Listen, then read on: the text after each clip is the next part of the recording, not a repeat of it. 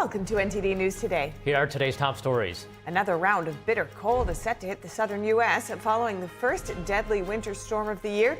What the situation is now and what the rest of the week has in store. Dozens are dead after a powerful earthquake struck Tibet. What we know so far about the disaster in the remote highlands.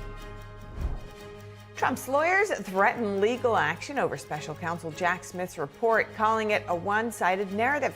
More on the dispute. Meta says it's scrapping its third-party fact-checking policy. The Facebook and Instagram owner is planning a system similar to the model used by Elon Musk's X.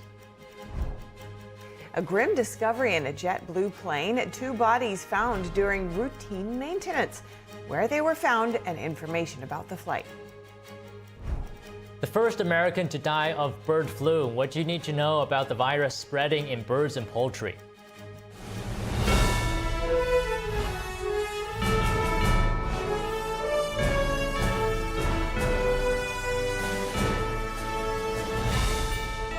This is NTD News Today, live from our global headquarters in New York City. Today's Tuesday, January 7th. I'm Stephanie Cox. And I'm Don Ma. At least 4 people have died in the winter storm that gripped much of the nation. Hundreds of thousands are without power, and nearly 2/3 of the U.S. is experiencing much lower temperatures than normal. Record snowfall, roadways and airports shut, and nearly 200,000 customers without power.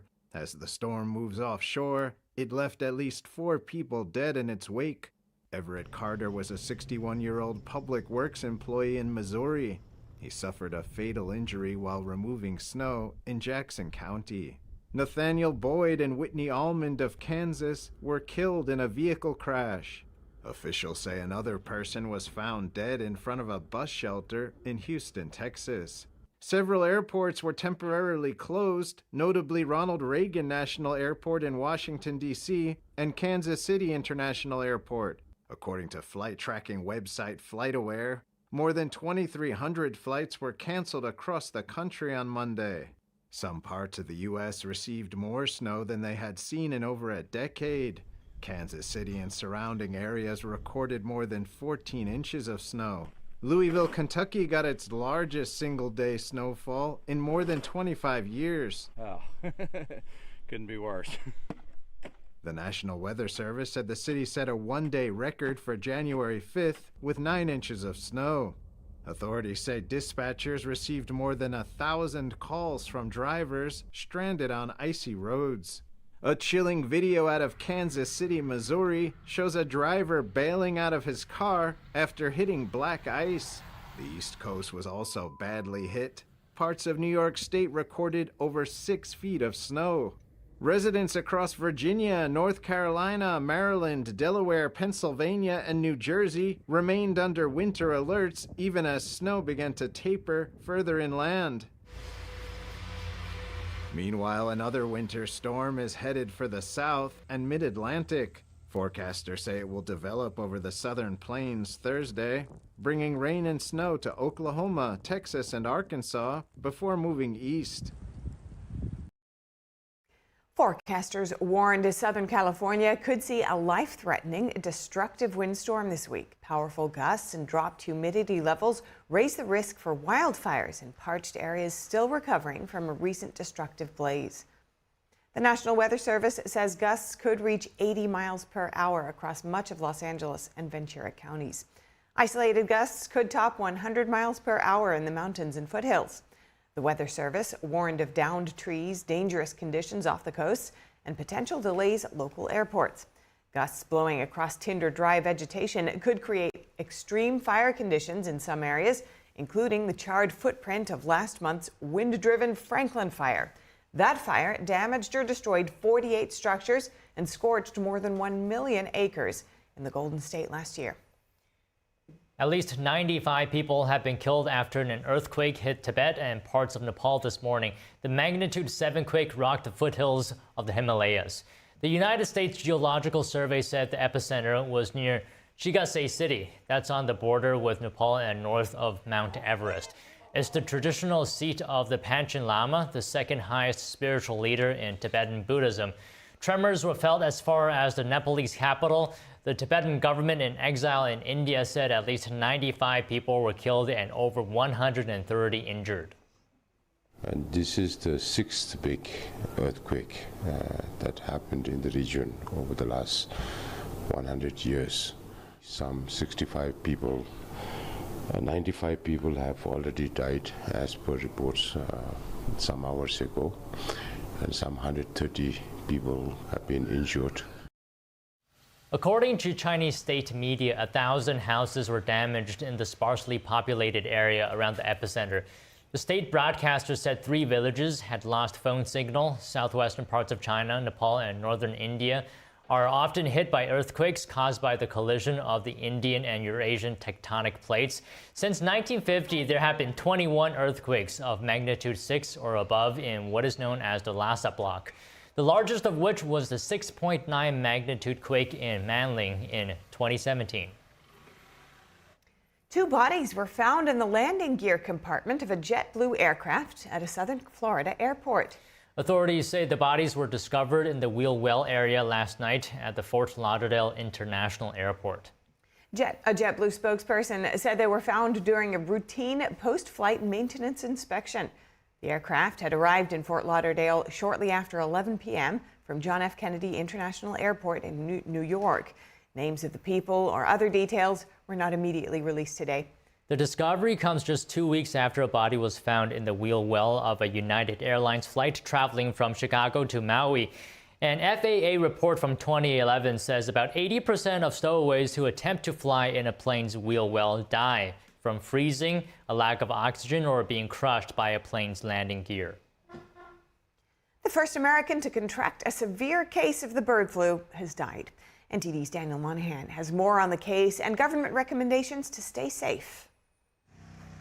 The Louisiana Department of Health confirmed the death on Monday. Authorities say the patient was over 65 years old and reportedly had underlying medical conditions. The individual was hospitalized with the flu after an exposure to a flock of birds. We do have this happening all the time. We do have migratory birds moving from different parts of the country.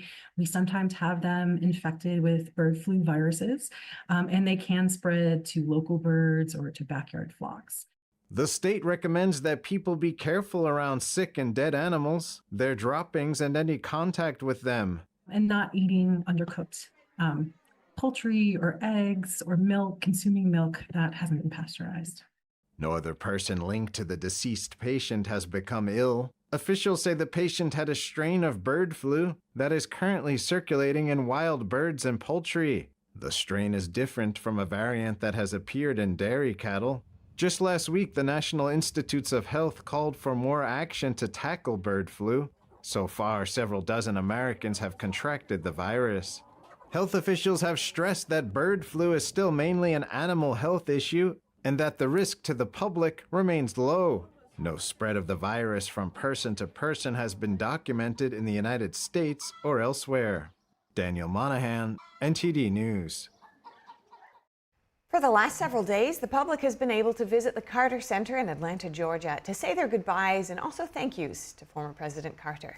Now the late president's remains will be transported to Washington, D.C. following a departure ceremony at 9:30 a.m. today. His remains are expected to arrive at Joint Base Andrews along with his family members at 12:45 p.m. A funeral procession will then bring him into the U.S. Capitol, where members of Congress will pay their respects during a service in the rotunda. Carter will begin lying in state at 3:45 p.m. The public can pay their respects from 7 p.m. until midnight today and from 7 a.m. tomorrow until 7 a.m. Thursday. Carter's motorcade will then depart for Washington National Cathedral for funeral services. Next, Donald Trump Jr. has arrived in Greenland's capital this morning. He said his father, President-elect Donald Trump, said hello to everyone in Greenland. The visit comes as his father, the president-elect, continues to call for U.S. ownership of the Danish territory. Denmark's foreign ministry yesterday acknowledged the planned trip, but said it was not being called an official visit. In a Truth Social post, Trump Sr. said his son would travel to Greenland along with various representatives. He added that the people of the island off the Canadian coast will benefit if and when it becomes a part of the U.S. When Trump first floated the idea of purchasing Greenland from Denmark in December, the territory's prime minister said the island was not for sale and will never be. The prime minister has been pushing for Greenland's independence. In his New Year's speech, he said the island needs to break the shackles of colonialism. And still to come, in a call with Trudeau, Biden expresses appreciation for the Canadian leader hours after the Prime Minister announced plans to step down. The latest on U.S.-Canada relations. President-elect Trump's incoming chief of staff lays out her vision for a smooth second term, what she expects, and who's not welcome after the break.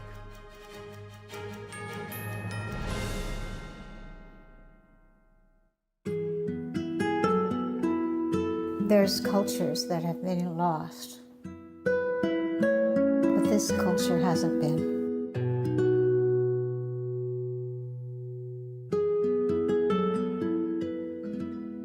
The artist is showing us our sense of who we are, where we came from.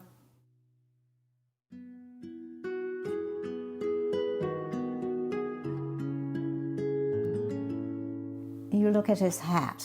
His hat is knitted probably by a man because a man traditionally knitted the hats. That hat tells you the story of who this person is, what his place in the culture is, the animals around him. Everything's all contained in the messages in the hat. And the tool that he's carrying over his shoulder. This is a centuries-old tool that has been able to rework the mountains. Those traditions are invaluable, and if we don't honor those traditions, then we're rootless. The artist is showing us the value of maintaining our culture and respecting our culture.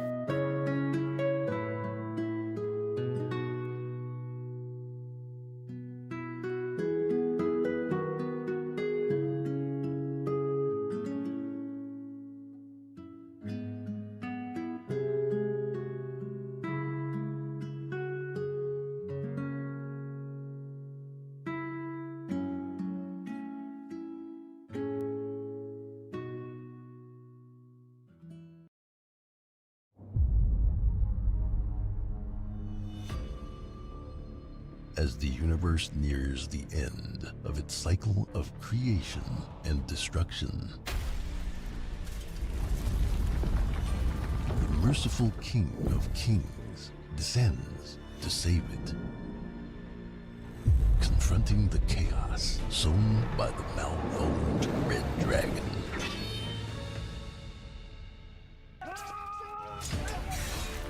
Earth becomes the ultimate battleground. Humanity faces a defining choice. Our eternal fate hangs in the balance during this pivotal moment of cosmic shift.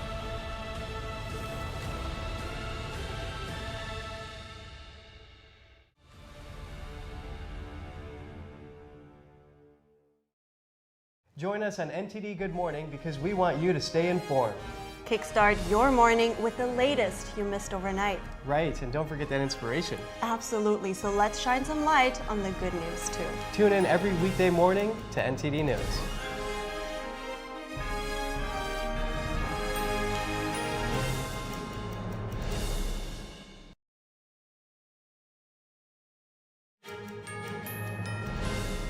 Welcome back. President Biden spoke with Canadian Prime Minister Justin Trudeau and expressed his appreciation, saying the U.S.-Canada alliance is stronger because of Trudeau, quoting, "Now the American and Canadian people are safer because of him, and the world is better off because of him."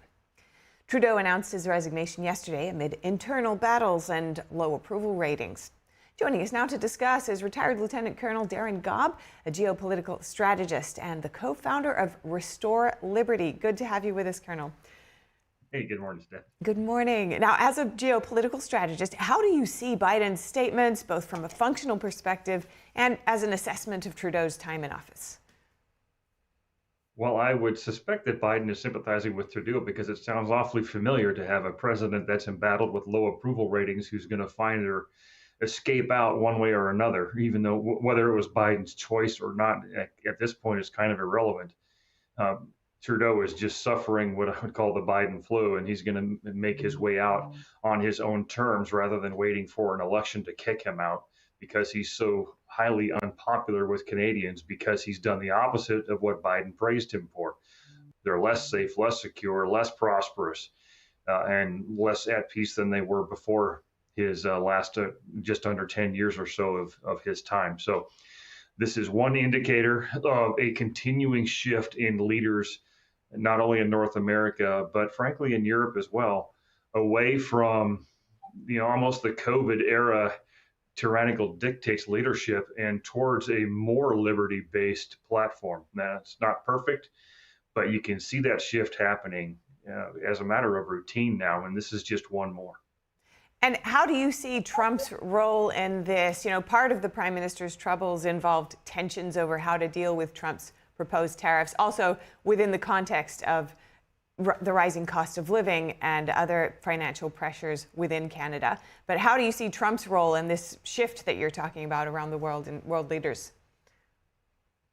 Well, I think he's going to be behind all the shift wherever he can and encourage that general movement towards liberty. And he's going to continue to use the economic leverage that we have as America to encourage that in as many nations as possible. That is one thing that I can for certain say Trump has been extremely good at. And we can debate many of the things that he does, good or bad, but very few presidents have used things like tariffs, which used to fund almost everything in government in this country. And the way he has, and as effectively as he has a track record showing it. And so that pressure is being applied to nations. And it's, in this case, it's specifically to the nations in our own backyard that we have to worry about most, Mexico and Canada. And he'll continue to do that. And that's what I expect him to do. And so Trump actually recently, in remarks on Truth Social, had said that Canada needs the U.S. to protect them against the threat of Russian and Chinese ships surrounding them. How do you see this threat and the U.S.'s role in it? Well, we have not NATO, we have NORAD, and Canada and the U.S. have worked together routinely in guarding our collective airspace, and that has been a very positive relationship over the years. And it's a place that I've been and not necessarily been assigned to, but I've worked in NORAD and been and seen how that process works. So I think that kind of thing will continue. But the Canadian Armed Forces have been significantly weakened under Trudeau. Part of that is due to their economics. And the other part of it is because of their reliance on us as their neighbor has allowed them to weaken themselves significantly. So yes, they do need us militarily. They do need us economically. And I think Trudeau felt the pressure coming from Trump coming into office and saying and letting him know that he knows this, and that he better and Trudeau read the tea leaves and said, I guess I'm going to step aside now under my own terms rather than wait for one, the election to fail, and two, Trump to basically push him over the edge to the point where Canada totally recognizes where they stand. They can't afford the tariffs. And what function do you think Trump's ongoing taunts of making Canada the 51st state of the U.S., what function does that have? Why do you think Trump is doing that now that Trudeau has actually stood down or announced his resignation? Yeah. Well, in a way, it's sort of a humorous negotiating tactic with a I guess, a hint of seriousness to it. Whether Canada ever became the 51st state or not, I mean, it's something like that would remain to be seen, and I'm very skeptical about it. But I think the underlying message is that Trump is sending to Canada, and specifically to Trudeau, is you are so dependent on us, you may as well be a state. And he's doing, frankly, the same with Greenland. And when I talk to people in Denmark, Denmark looks at Greenland and says, we send €5 billion a year up to Greenland and don't get much for it. So I think what we're seeing here really is an impending coming White House administration saying, we're going to make sure that we're the predominant influence in our own backyard. And in terms of geopolitical strategy, In what ways does the U.S. need Canada? Canada has something that is in abundance that we can always use here, and that is energy, liquid natural gas, and other things. And so this gets to Trump's message of not only drill, baby, drill, but energy dominance, and energy dominance equaling national security. And when you have that, not only as the American states, but as the North American continent, you've insulated yourself from many of the problems that drive the instability in places like the Middle East, the relationship between Russia and Europe, and ongoing adventures that China has by funding Iran through buying oil from Iran as well. So if you broaden it beyond, again, the United States and make this about energy from Canada, that is one of the biggest things we can do. And that's probably the biggest thing that I would emphasize. All right, that's all we have time for today. Thank you so much, Colonel Darren Gubb. Great to speak with you. You too, Steph. Thanks. Have a good day. And you. Okay, so next up, lawyers for Trump have revived a draft of a special counsel Jack Smith's final report. It's related to federal investigations into Trump. They're threatening legal action if Smith releases it. That's according to court filings from two of Trump's former co-defendants. Trump's defense lawyers say they were given limited access review of the draft. They said the report was a, quote, one-sided narrative.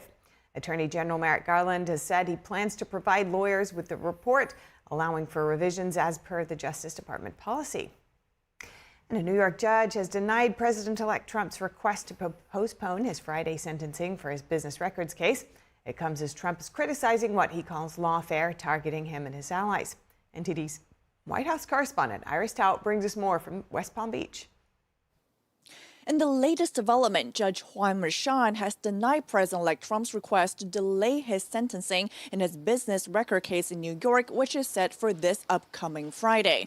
In the filing, the judge says Trump is repeating the same arguments he has raised numerous times in the past in trying to dismiss the case, adding that the court has already denied Trump's request to toss the case away. Earlier on Monday, Trump's attorneys moved to stop the Friday sentencing, arguing that the case cannot proceed while Trump's trying to get the appeals court to reveal his presidential immunity arguments. And next, Trump's team is expected to appeal Merchan's decisions to a New York appeals court. Meanwhile, also on Monday, Trump on Truth Social again criticized the current administration, accusing it of trying to make transition difficult by including, for example, lawfare. Just this weekend, Trump attended a film screening at his Mar-A-Lago club right here in Palm Beach, Florida. And the film was about alleged warfare targeting lawyers who backed Trump after the 2020 election. Trump said to supporters at the screening that he believes his attorney John Eastman's arguments were correct, adding that Rudy Giuliani, who's also been disbarred in Washington, D.C. for his arguments about the 2020 election, will, quote, come out on top. I'm a big fan of John Eastman. You know, he was right. He happened to be right. That's why they changed the law. Nobody wants to talk about that. But Rudy's going to come out on top. It's just a question of time. I know, Rudy. It's all going to happen. A judge on Monday found Rudy Giuliani in contempt of court for failing to turn over assets to Georgia election workers. Meanwhile, John Eastman, the main lawyer featured in the film, told NTD that while federal actions against him have gone away as a result of Trump's latest 2024 election win, states' actions have not. He says he's still fighting, for example, the California state's decision to try to disbar him, but he says he's not going to give up. And I fight it because it needs to be stopped. Otherwise, people will keep doing it and scare lawyers away from ever taking on controversial causes or clients again. We cannot have an adversarial system of justice with only one side getting competent representation. Meanwhile, on the 4th anniversary of January 6, the former chairman of Proud Boys is asking Trump to pardon him. He is serving a 22-year term in federal prison. Trump has repeatedly vowed that he would pardon many of the nonviolent January 6 defendants, and that comes despite some Democratic pushback, including just on Monday by Senate Majority Leader Chuck Schumer. Back to you. President-elect Trump has named his choice for a U.S. attorney for the Eastern District of New York, Joseph Nocella Jr. Trump wrote on Truth Social yesterday that Nocella has a strong record of ensuring law and order in New York. He said Nocella was an assistant U.S. attorney in that same district during the early 90s. Nocella is a Columbia Law School graduate and a judge in Nassau County. The district includes Nassau and Suffolk counties on Long Island, along with Kings County in Brooklyn, Richmond County on Staten Island, and Queens County. The current U.S. attorney for the district is set to resign on January 10th. Continuing with the Trump administration, President-elect Trump's incoming chief of staff, Susie Wiles, has outlined her vision for a smooth second term. Wiles co-managed Trump's campaign. She promises a disciplined West Wing focused on teamwork and swiftly delivering on the president-elect's promises to voters. Wiles emphasized that success hinges on teamwork and shared goals in an interview with Axios published yesterday. She made it clear that solo players seeking drama won't be part of the team. Wiles earned the nickname Ice Maiden for her efficient management of the campaign and unflappable demeanor. Wiles says that Trump learned the hard way from his first-term setbacks. He now knows that having a team that is both competent and loyal is key to success. And the new chair of the House Foreign Affairs Committee plans to move a bill this week to sanction the ICC. That's the International Criminal Court. It comes after the ICC issued an arrest warrant for Israeli Prime Minister Benjamin Netanyahu. A congressional aide said the Foreign Affairs Chair Brian Mast could get a vote on the House floor by Thursday. The bill would sanction anyone working to prosecute American citizens or officials from U.S. allied nations, including Israel. It would also halt U.S. funding for the ICC. The Foreign Affairs Chair said the bill sends a clear message to the ICC, adding that the court has prolonged the war and prevented the release of American hostages. Turning now to the tragic New Year's Day terror attack in New Orleans, President Biden visited the city yesterday to meet with grieving families. He attended a prayer service and paid respects at a makeshift memorial. I know events like this are hard, when the shock and pain is still so very raw. My wife Jill and I are here to stand with you, to grieve with you, to pray with you, to let you know you are not alone. President Biden and First Lady Jill Biden began their visit at a memorial on Bourbon Street. It honors the victims of Army veteran Shamsuddin Jabbar's deadly attack.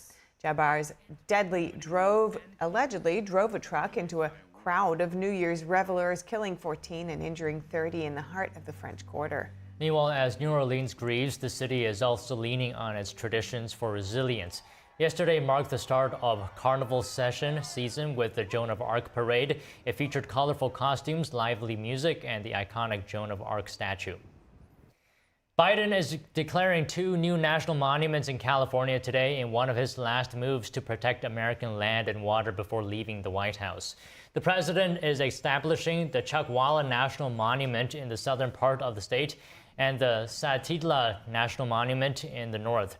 The designation protects the areas from fossil fuel drilling and mining. The Interior Department says the areas are not suitable for solar energy development. Both monument areas are sacred to Native tribes who have been asking for the move. Biden created or expanded 12 national monuments while president and restored 3 others. Jean-Marie Le Pen, founder of France's National Front, has died at 96.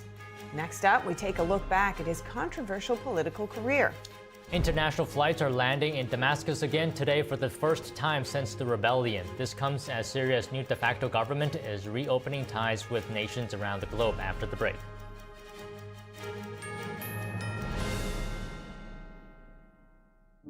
Hi, I'm Susan Lucci. I never thought about heart disease until I had my own heart event. I received 2 stents in my arteries, stents developed through research funded by the American Heart Association. Those stents saved my life. I have met so many survivors. Each of them tells a story that can be so helpful to women out there. Everything was pretty good. It was a very happy life. I was given the diagnosis that I had peripartum cardiomyopathy, which is basically a pregnancy-induced heart failure. They told me my only chance was a heart transplant. And the American Heart Association helped make that possible. Their research helped save me. I think everyone should support the American Heart Association. Call now or go to helpheart.org. For only $19 a month, just 63 cents a day, you can help fund the next medical breakthrough. Get the next person trained in CPR, the next hospital certified in high-quality cardiovascular care.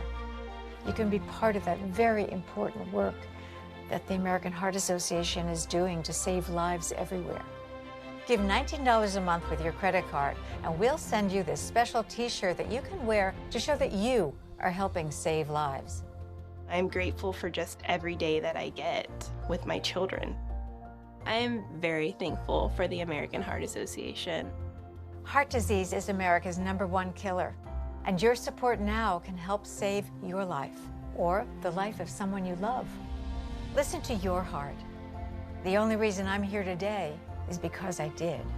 So please call the number on your screen or go to helpheart.org now. Join me as a monthly donor today and help save even more lives. My dad was a farmer, and when I saw him on a horse, the guy was bigger than life. One of the things that he had a hard time doing was showing the emotion. Maybe it was because the way he was raised, or believing that men provide and they don't struggle. But we all struggle. I want to show emotion to my kids. I want them to know when I'm happy, I want them to know when I'm sad, and I want them to see me working through things. The biggest reward I get from being a dad is watching my kids accomplish a goal, watching them light up. Nothing brings a bigger smile to my face. So I make my kids a priority. Whether it's hitting a baseball, a dance rehearsal, you name it, I'm there. They're gonna remember that they grew up loved. Be brave. Be there every day.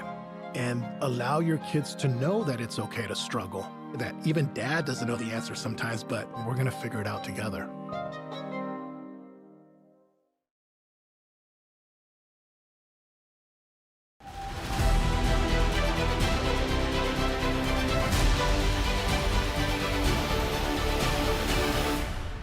I'm Stephanie Cox, and this is World Watch. Former French leader Jean-Marie Le Pen dies at age 96. The first international commercial flight since Assad's ouster lands in Syria's capital, and South Korean court reissues arrest warrant for impeached President Yoon. First up, Jean-Marie Le Pen, founder of France's National Front Party, has died at the age of 96. His death was confirmed by his daughter, Marine Le Pen's political party, National Rally. Le Pen was known for his populist and nationalist rhetoric. He had a profound impact on French politics, particularly by addressing issues like immigration and job security. His career spanned 40 years, during which he reshaped political discourse in France. He gained international attention in 2002 by reaching the French presidential runoff, though he ultimately lost to Jacques Chirac. Le Pen was a fierce critic of the European Union. His legacy remains controversial due to accusations of racism and anti-Semitism. And French President Emmanuel Macron laid a wreath today near the site of the deadly attack against newspaper Charlie Hebdo. It's been a decade since terrorists killed a dozen people at the satirical magazine's offices. The Atheist and frequently provocative weekly had published cartoons mocking the Prophet Muhammad years before. Then in 2015, two masked gunmen associated with Al-Qaeda reportedly sought to retaliate by murdering staff. The killings spurred an outpouring of national sympathy with the slogan, Je suis Charlie, meaning I am Charlie. The attack also prompted debate about freedom of expression and religion in France. Macron and Paris mayor led the commemorations. A wreath-laying ceremony and a moment of silence were held at two other locations in Paris. And international flights are landing in Damascus again. The first international commercial flight since the fall of the Assad regime touched down in Syria's capital today. A crowd of relatives and friends awaited the arrival of the Qatar Airways flight. This comes as Syria's new de facto government is reopening diplomatic relations with Western and Arab nations. Many countries cut off those ties during the Assad regime. Syria's new foreign minister has traveled to Qatar, Saudi Arabia, and the United Arab Emirates in recent days. Those countries might fund Syria's reconstruction after nearly 14 years of civil war. And President Biden's latest meeting is causing a stir in Venezuela. The president met with exiled opposition leader Edmundo Gonzalez, who claimed victory in the country's controversial election. The U.S. and several other countries have called Gonzalez the true winner. and that Venezuela's President Nicolas Maduro rigged the election.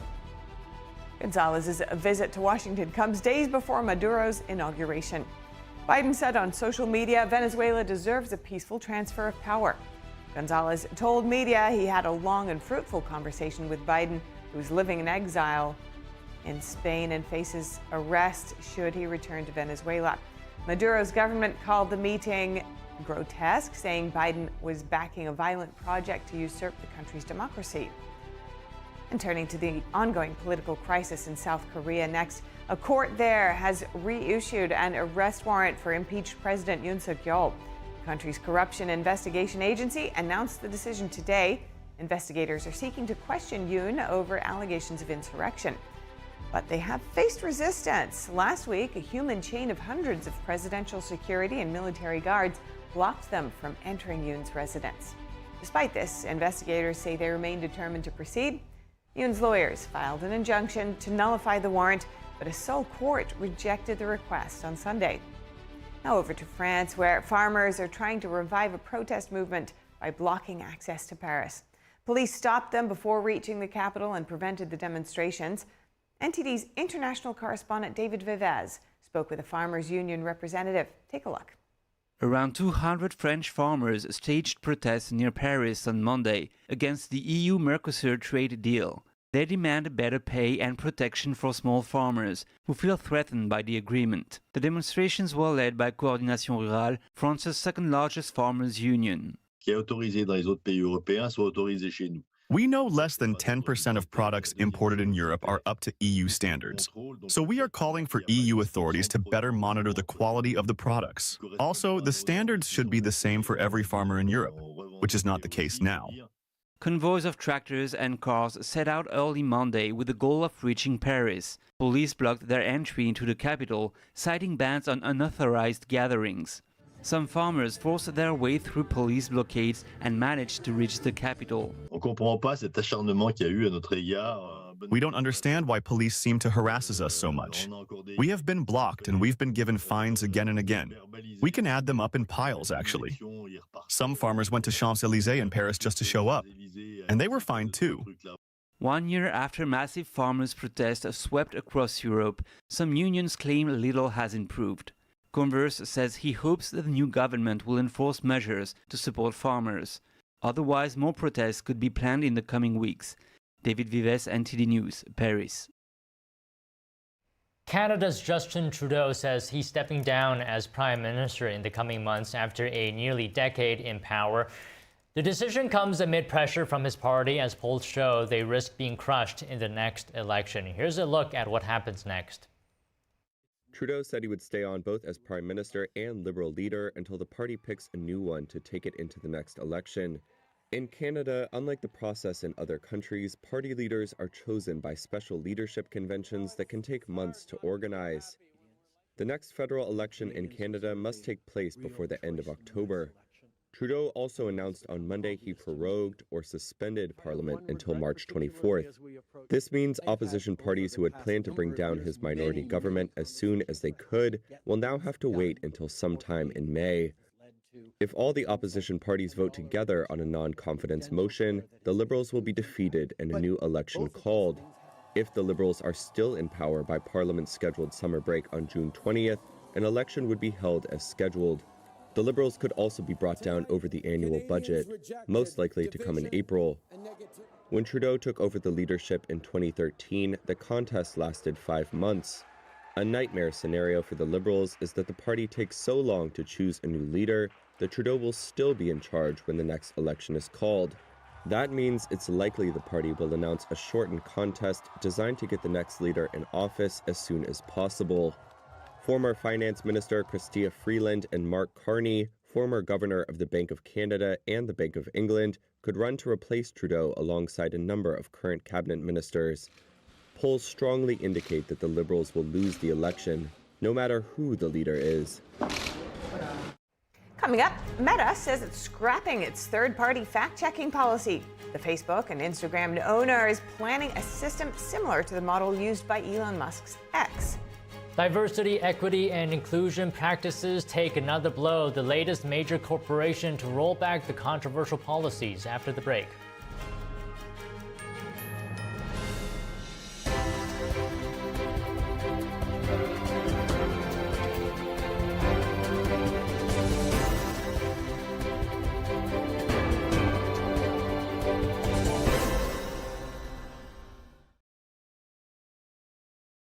Shenyun Creations, the streaming platform from Shenyun, featuring world-class dance, past programs, and all original music.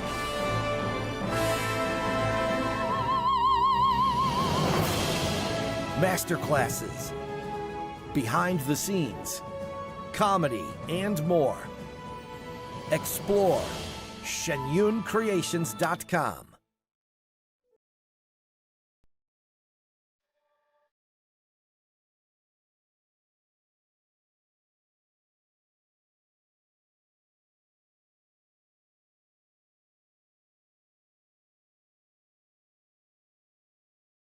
One in 5 children worldwide are faced with the reality of living without food. No family dinners, no special treats, not enough energy to play. All around the world, hunger is affecting children's physical and mental health. Toddlers are suffering from acute malnutrition, which stunts their growth. Kids are forced to drop out of school so they can help support their families. Conflict, inflation, and climate have ignited the worst famine in our lifetime. And we are fed up. Fed up that hunger devours dreams. Fed up that hunger destroys joy. Fed up with the fact that hunger eats childhood.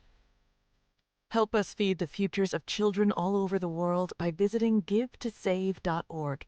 For as little as $10 a month, you can join Save the Children as we support children and families in desperate need of our help.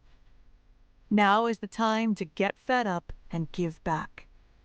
When you join the cause, your $10 monthly donation can help communities in need of life-saving treatments and nutrients, prevent children from dropping out of school. Support our work with communities and governments to help children go from short-term surviving to long-term thriving. And now, thanks to special government grants, every dollar you give can multiply up to 10 times the impact. That means more food, water, medicine, and help for kids around the world. You'll also receive a free tote bag to share your support for children in need. Having your childhood eaten away by hunger is unimaginable. Get fed up. Call us now or visit givetosave.org today. The annual clearance event is going on now at Mathis Home with doorbuster prices in every department. Shop hundreds of sofas in all the latest styles and get huge discounts. Get closeout prices on bedroom and dining furniture, or choose from a huge assortment of recliners from all the top brands. Plus, they're all in stock, so you can take it home today with our fast and easy financing. Come save at the annual clearance event at your furniture superstore, Mathis Home. I'm David Lam in the San Francisco Bay Area, and we are NTD News.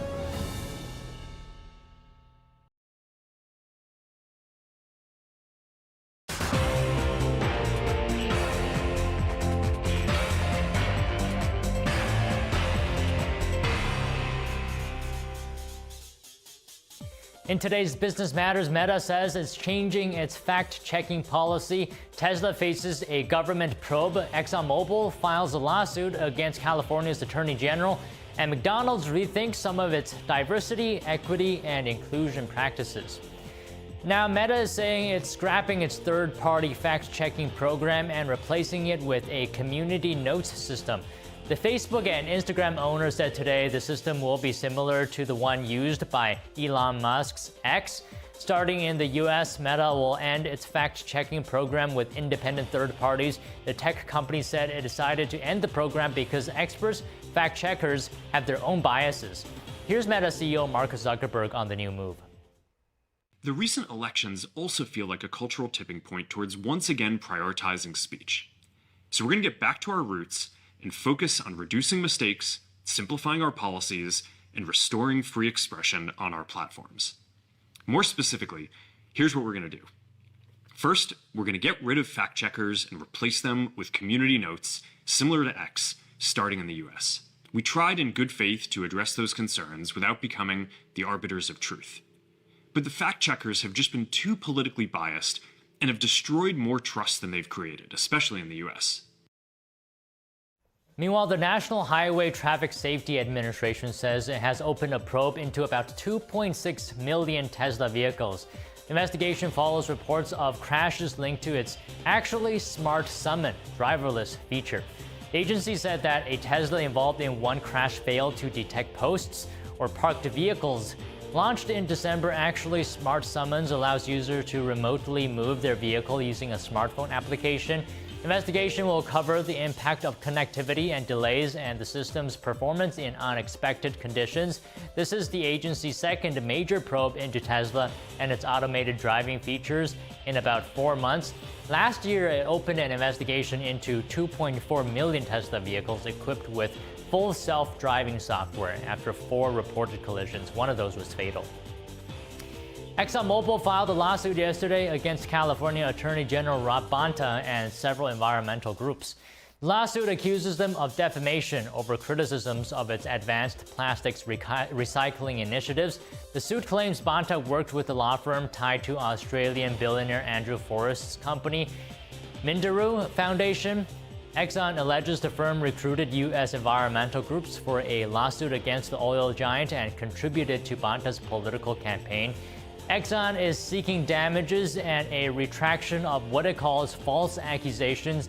Exxon says its recycling technology uses heat to break down hard-to-recycle plastics for reuse. The company is investing $200 million to expand the program in Texas. A spokesperson for Bonta's office called Exxon's lawsuit a distraction from its own actions. And another major U.S. corporation is ending some of its diversity, equity, and inclusion practices, or DEI. McDonald's is the latest, making its announcement yesterday. The fast food giant says it will sunset its DEI goals. Those include requiring their suppliers to commit to certain DEI targets. It will also stop participating in external surveys. One such survey that several companies have quit measures workplace inclusion for LGBT employees. McDonald's will also change the name of its diversity team to the Global Inclusion Team. McDonald's is the latest company to reevaluate diversity pledges following a Supreme Court ruling against affirmative action policies and conservative backlash to programs. And for the first time, the Food and Drug Administration has established lead limits for processed baby foods. Under the new guidelines, baby food manufacturers should have no more than 10 parts per billion of lead in baby yogurts, custards, puddings, and processed fruits and vegetables. Root vegetables, which typically contain the highest levels of lead from the soil, should have no more than 20 parts per billion of lead. The FDA says the guidance does not cover infant formula, beverages, or snack foods like teething biscuits. The agency's action is also not enforceable. Child advocates say the FDA's new guidelines are largely ineffective, noting nearly all baby foods already comply with those limits. According to the Centers for Disease Control and Prevention, no level of lead is safe for infants and toddlers. The housing market in the Northeast and Midwest will likely stay competitive this year. That's according to a new report from online real estate marketplace Zillow. Zillow says Buffalo will have the hottest housing market in 2025.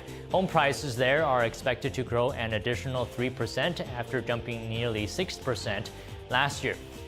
Other hot markets include Indianapolis, Providence, Rhode Island, Hartford, Connecticut, and Philadelphia. Meanwhile, Zillow predicts home prices to fall in several other cities, including New Orleans, San Francisco, San Jose, and Austin.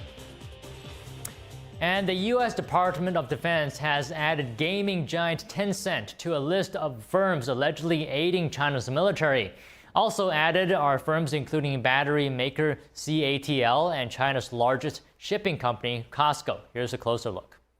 Tencent shares fell over 7% in Hong Kong trade on Tuesday, following the news. In a statement, it said that being added to the list was clearly a mistake, saying it was not a military company or supplier. CATL also called the move a mistake, while there was no immediate response from the other entities named. Being added to the list doesn't mean Tencent or the other companies will face sanctions, but it's a blow to the firm's reputations and a warning to US companies about the dangers of engaging with them. The list is updated annually and now designates 134 firms in all. It's part of moves to highlight and restrict businesses that the DoD says pose a risk to national security. In 2021, phone maker Xiaomi was removed from the list after suing the US government. It was raining teddy bears in Hershey, Pennsylvania. That was during the Hershey Bears annual teddy bear toss at a hockey game on Sunday. More than 100,000 teddy bears and stuffed animals were collected during the event, breaking last year's record of 74,000. Wow. The popular tradition has fans throwing stuffed animals onto the ice after their team's first goal of the game. This year, that honor fell to forward Mike Scarbosa, who scored in the opening period in a game against the Providence Bruins. The Hershey Bears went on to win the Bruins 5-1 in the front of a sold-out crowd of over 10,000 people. The stuffed animals will be donated to over 35 local charities. Well, that looks like a lot of fun. My gosh. Can we just take a moment to acknowledge how many teddy bears were thrown in that clip Looks there? like everybody brought one. How does everybody, you know? At least one. Yeah. Why does everybody bring a teddy bear just because they're told? Like, if it were me, yes, you know, I wouldn't participate in that. No, Don. If I were told, you know, bring your teddy bear to the hockey game. Well, yeah, not your cherished childhood teddy bear, probably. But just personally, I probably wouldn't bring one. Well, now we know. So if I were attending that, if like more people like me were attending that hockey game, and they organized a teddy bear toss event, nobody would have a teddy bear. But you know, it's for charity, so I feel that you would. Well, yeah, I mean, it is for charity, but I would assume so many people would already bring it, and that's why personally I would not. Okay. Because of that assumption. Yeah. And think about what the cleanup will look like in that footage, right? So many teddy bear hit the ice that that's true. The cleanup would probably take like hours upon hours. Well, that's true. I feel like you'd be pretty good at managing, taking care of the details. And can we take a moment to also acknowledge where that teddy bear will go to, the teddy bears that hit the ice? Yeah. Because, I mean, are they going to end up in the trash? No. Are they going to, like, every single teddy bear is going to a charity 35 cause. Local charities. All right, Don, next year we're going. I'll bring the teddy bear. Because my suspicion is that some of them will actually get thrown out. Oh, there is always a certain percentage of waste, I suppose, in any endeavor. But you know what would be better for that charity?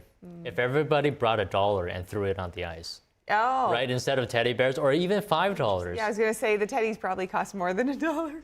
Yeah, and you can't convert the teddy bear back into money, right? If you brought actually physical cash and you threw it on the ice. But you can convert it into happiness. Well, I mean, for children, I guess, but I mean, families got to eat, right? It's practical, Don. So That's true. Instead of teddy bears, you know, my suggestion for next year is a $1 toss. Everybody brings $1 or $2 and just throw that onto the ice. I feel like that would contribute to charities even better than teddy bears. Practical advocacy. But you know, I'm just very practical and I'm not a very sentimental person. So teddy bears to me is not something, you know, has a lot of value inherently. That's right. Facts first, right?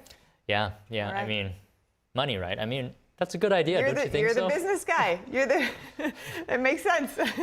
All right. I'm more of the soft teddy bear type, so. But what if you're hungry and you don't have money to buy food? Yeah. Would you rather have a teddy bear or would you have you know, you might need $10? some comfort and a cuddle with that teddy bear. But that's not going to resolve your hunger. Well, you know, this is true. I mean, these are the issues that really are facing more and more people with the rising cost of living. Yeah, exactly. Yeah, that's just, you know, practical Don speaking and not sentimental Don speaking right now. I mean, there is sometimes sentimental Don comes out, but Right now, it's practical, Don. You know, you got to step up. You got to step into the role when it's called of you.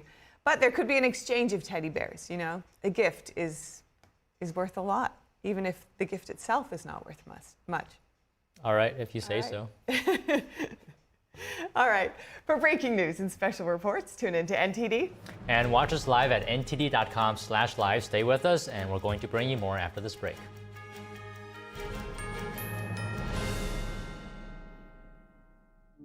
Hi, I'm Susan Lucci. I never thought about heart disease until I had my own heart event.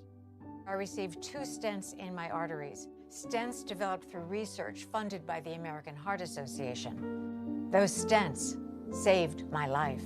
I have met so many survivors. Each of them tells a story that can be so helpful to women out there. Everything was pretty good. It was a very happy life. I was given the diagnosis that I had peripartum cardiomyopathy, which is basically a pregnancy-induced heart failure. They told me my only chance was a heart transplant. And the American Heart Association helped make that possible. Their research helped save me. I think everyone should support the American Heart Association. Call now or go to helpheart.org. For only $19 a month, just 63 cents a day, you can help fund the next medical breakthrough.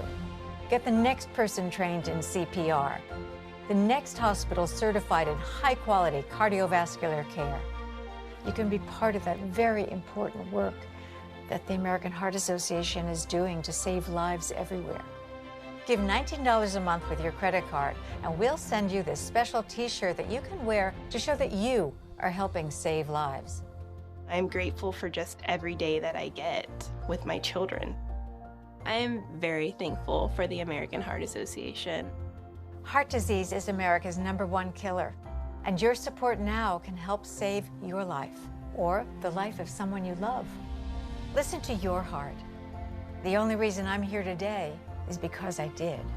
So please call the number on your screen or go to helpheart.org now. Join me as a monthly donor today and help save even more lives. I am so glad you ladies are here. You each have your own rooms. Thank you. Get settled in. I'll call you for dinner. Adopting teen sisters, it's a lot. Girls, you're gonna be late. You want breakfast? No thanks, we're good. They're always in their own world. What'd you get there? Twice the work. Twice the surprises. Just try it. Good. But if you think of it that way, they're also twice as fulfilling. I think you should ask her yourself. Is it okay to call you Mom? Of course you can.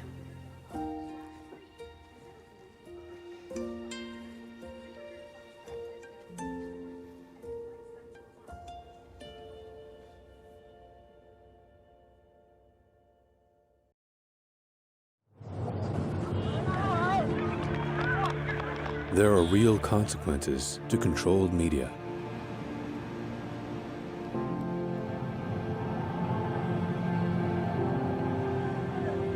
And NTD's founders know them firsthand. Our freedom of thought is the price. This is the lesson that guides us in everything we do. So there's the tear gas there. We know the value of a free society. And we take seriously the responsibility to preserve it. We are NTD.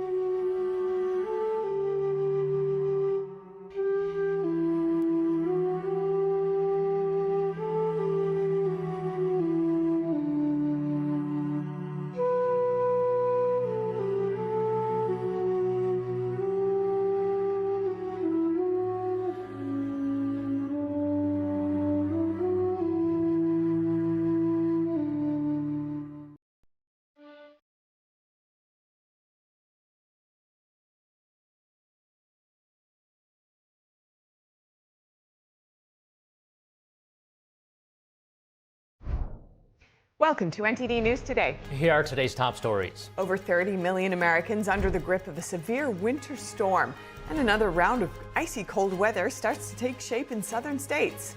Over 100 are dead after a powerful earthquake struck Tibet. What do we know about the disaster in the remote highlands?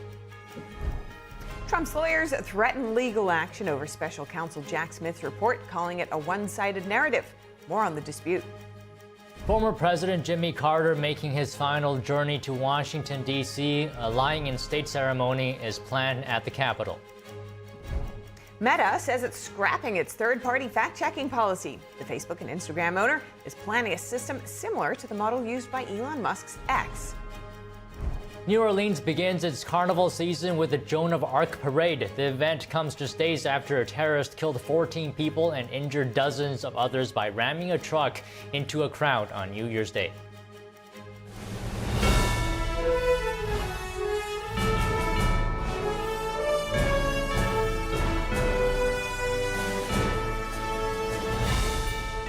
This is NTD News Today, live from our global headquarters in New York City.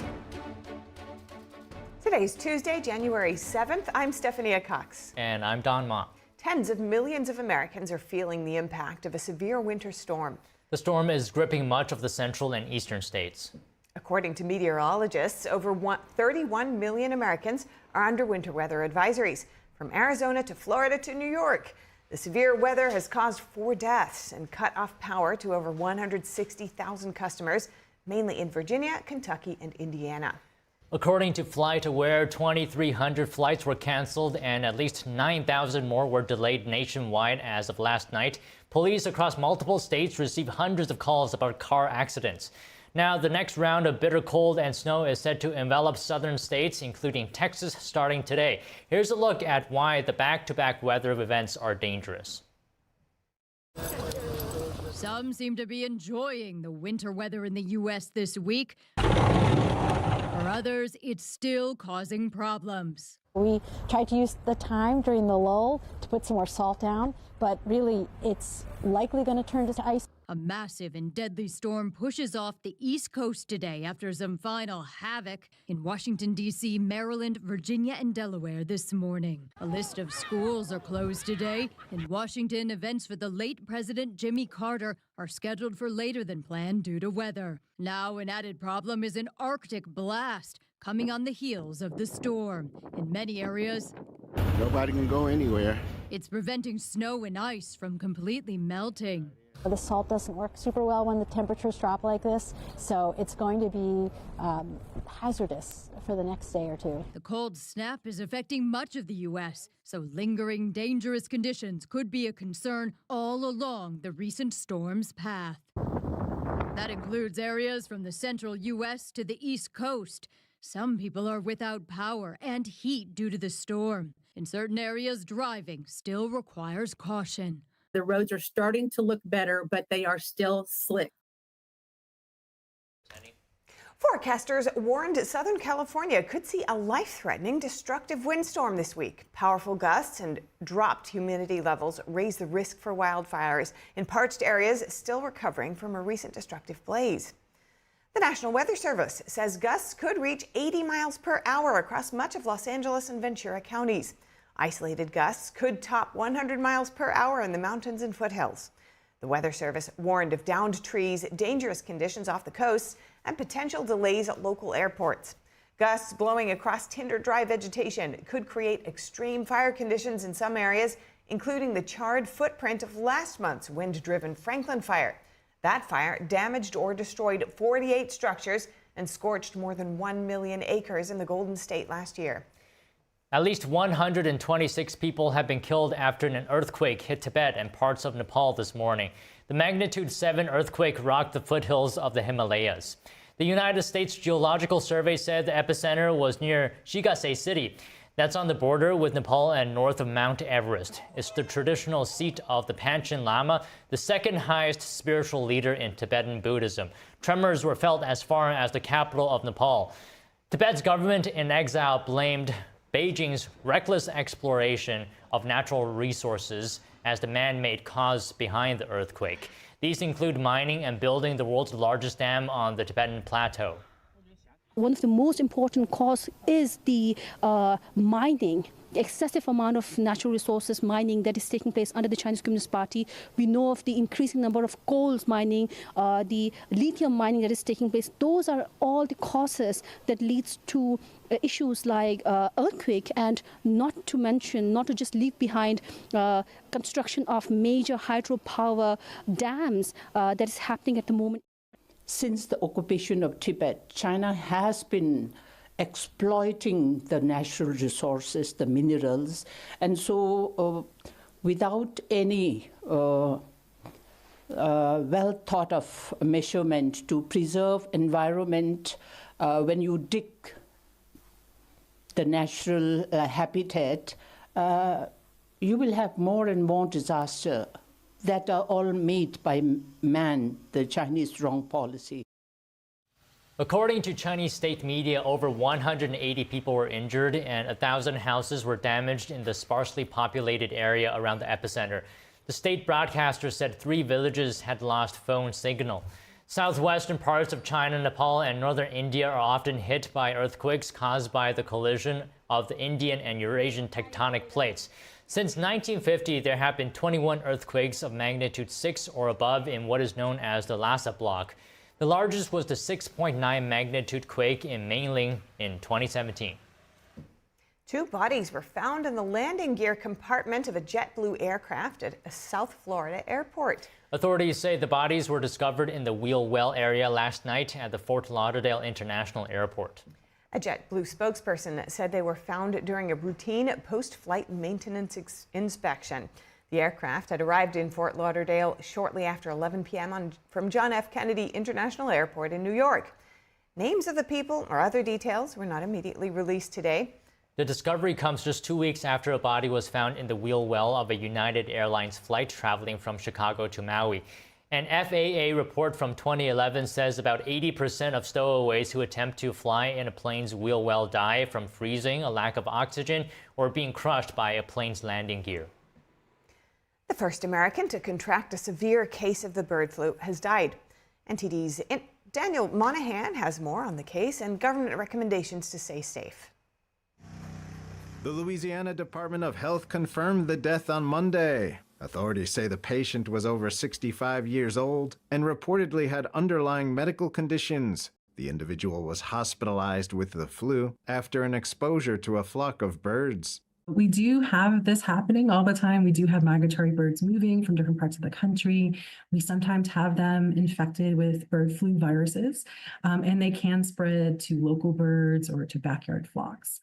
The state recommends that people be careful around sick and dead animals, their droppings, and any contact with them. And not eating undercooked poultry or eggs or milk, consuming milk that hasn't been pasteurized. No other person linked to the deceased patient has become ill. Officials say the patient had a strain of bird flu that is currently circulating in wild birds and poultry. The strain is different from a variant that has appeared in dairy cattle. Just last week, the National Institutes of Health called for more action to tackle bird flu. So far, several dozen Americans have contracted the virus.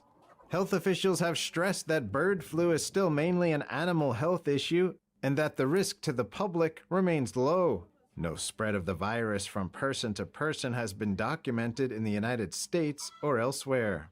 Daniel Monahan, NTD News. President-elect Donald Trump today asked a New York court to dismiss his campaign financing case days before he was scheduled to be sentenced on Friday. In a ruling yesterday, Judge Juan Merchan denied a request by Trump's lawyers to delay sentencing. The judge also appealed 2 of his previous rulings. Those 2 rulings upheld a Manhattan jury's May guilty verdict on 34 felony counts of falsifying business records. But the judge said he's not inclined to send Trump to prison. He said a judgment of unconditional discharge is the most practical thing to do, given Trump's looming inauguration. And lawyers for Trump have reviewed a draft of special counsel Jack Smith's final report that's related to federal investigations into Trump. They're threatening legal action if Smith releases it. That's according to court filings from 2 of Trump's former co-defendants. Trump's defense lawyers say they were given limited access review of the draft. They said the report was a, quote, one-sided narrative. Attorney General Merrick Garland has said he plans to provide lawmakers with the report, allowing for revisions as per the Justice Department's policy. President-elect Trump has named his choice for a U.S. attorney for the Eastern District of New York, Joseph Nocella Jr. Trump wrote on Truth Social yesterday that Nocella has a strong record of ensuring law and order in New York. He said Nocella was an assistant U.S. attorney in that same district during the early 90s. Nocella is a Columbia Law School graduate and a judge in Nassau County. The district includes Nassau and Norfolk counties on Long Island, along with Kings County in Brooklyn, Richmond County on Staten Island, and Queens County. The current U.S. attorney for the district is set to resign on January 10th. Continuing with the Trump administration, President-elect Trump's incoming chief of staff, Susie Wiles, has outlined her vision for a smooth second term. Wiles co-managed Trump's campaign. She promises a disciplined West Wing focused on teamwork and swiftly delivering on the president-elect's promises to voters. Wiles emphasized that success hinges on teamwork and shared goals in an interview with Axios published yesterday. She made it clear that solo players seeking drama won't be part of the team. Wiles earned the nickname Ice Maiden for her efficient management of the campaign and unflappable demeanor. Wiles says that Trump learned the hard way from his first term setbacks. He now knows that having a team that is both competent and loyal, she says, is key to success. And coming up, President-elect Trump wants Greenland as part of the U.S. as his son arrives in the Arctic island. We talk more about that and Greenland's wish to declare independence from Denmark. Former President Jimmy Carter making his final journey to Washington, D.C. A lying-in state ceremony is planned at the Capitol. That and more after the break.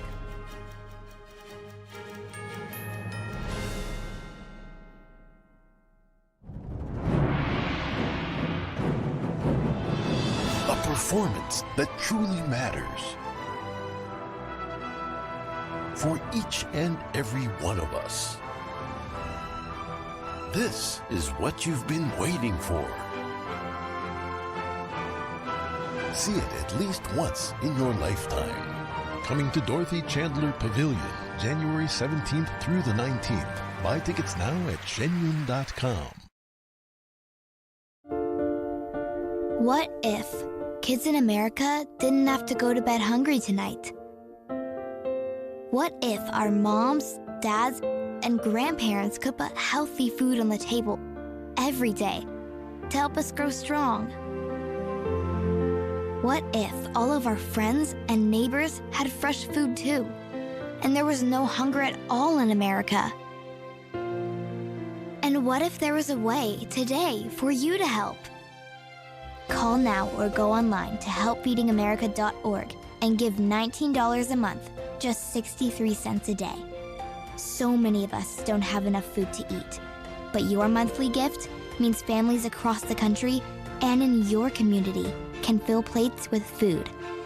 Kids can get healthy meals year-round, even when school's out, and our neighbors can have fresh food.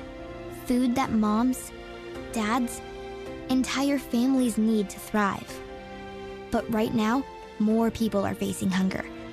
Feeding America works from coast to coast with partner food banks, food pantries, and meal programs. It takes all of us to make that happen. Will you help too? Please call the number on your screen or go online to helpfeedingamerica.org and give just $19 a month. And we'll send you this free canvas grocery bag. It's our way of saying thank you for helping to end hunger for our neighbors. Because no kid, no mom or dad, nobody should go hungry in America. Nobody. So what if today was the day you could help nourish futures for our friends, our families, for all of us? Ending hunger is possible. What if we end it together? Call or give online today at helpfeedingamerica.org and your gift can be doubled. Thank you. Kids love it. Parents trust it. Obviously. Explore GJW Plus Kids Series and Gone Gion Campus courses led by expert educators. This is spectacular. Children will learn values like respect, responsibility, and knowledge in language, science, and more. Wow. All while having fun. Perfect. Subscribe today at GJW Plus Kids, where learning meets fun.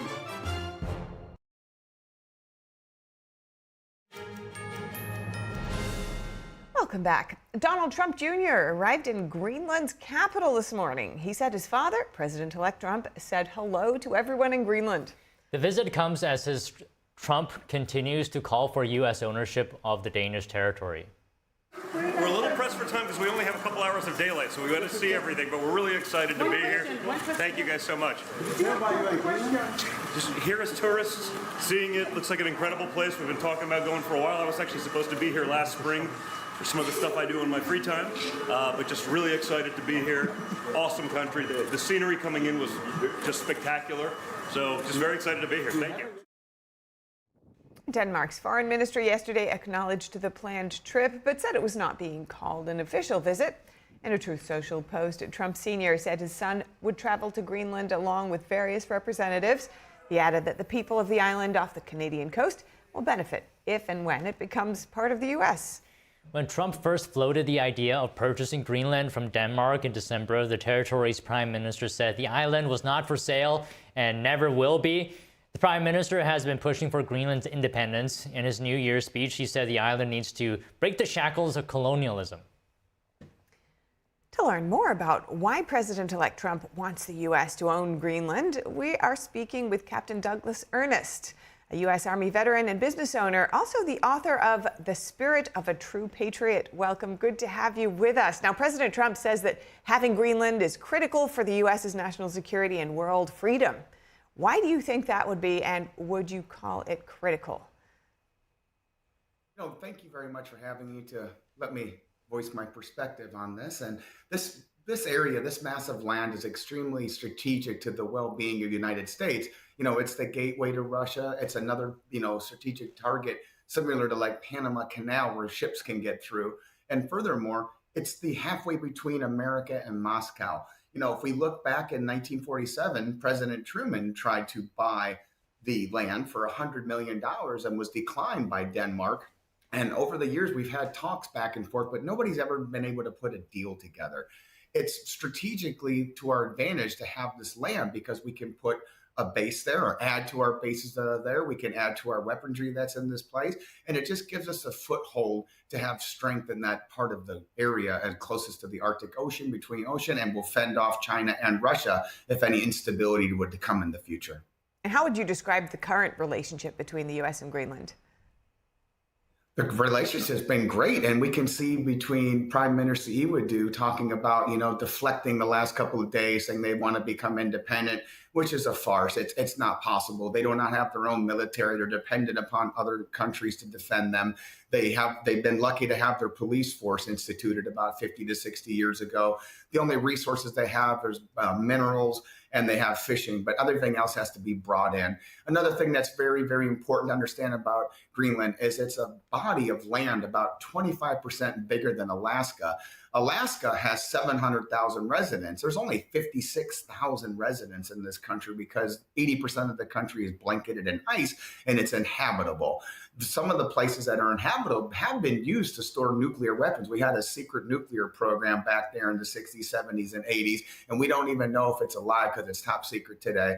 But after Truman had tried to buy it, we increased our breadth in this area. And it's something that I would never deem possible except for a president like President Trump to be able to put a deal of this great together. It's just mind-blowing that he would even try.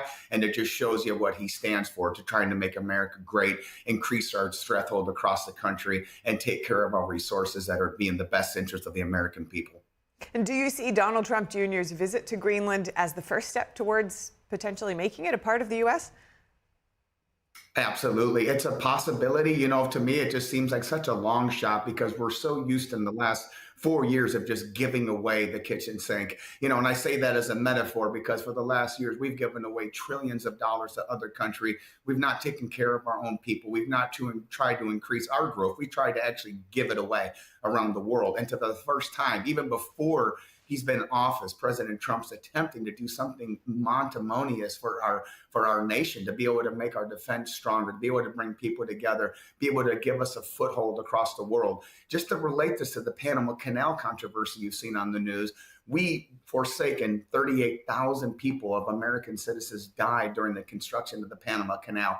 Jimmy Carter, rest in peace, gave away the Panama Canal when I was a child in the 70s, and it was one of the worst decisions ever made in U.S. history. We now pay $100,000 up to $500,000 for our military vessels to cross this area. And it was just a catastrophe of a decision that was supposed to be in good faith for foreign policy. This is a decision, if we could possibly put this deal together, or even just increase our relationship with Greenland so that we can have more control in that area, it would be montimonious for our country. It'd be great for the citizens. It would increase the strength of our nation and keep our enemies abroad at bay. And what is the relationship between Greenland and Denmark, and what interests does Denmark have in wanting to hang on to Greenland? Well, Greenland is owned by Denmark. It is overseen by Denmark, since the 1700s, and it's gone back and forth. During World War II, Denmark took a larger role and was responsible for defending it. We've had a back and forth with Greenland, attempted to be independent, but they can never truly be independent because they can't defend themselves. If a nation can't have their own military, if they can't defend itself, they can never truly be independent. With 56,000 inhabitants on a body of land that is bigger than Alaska, it's virtually impossible to have your own military.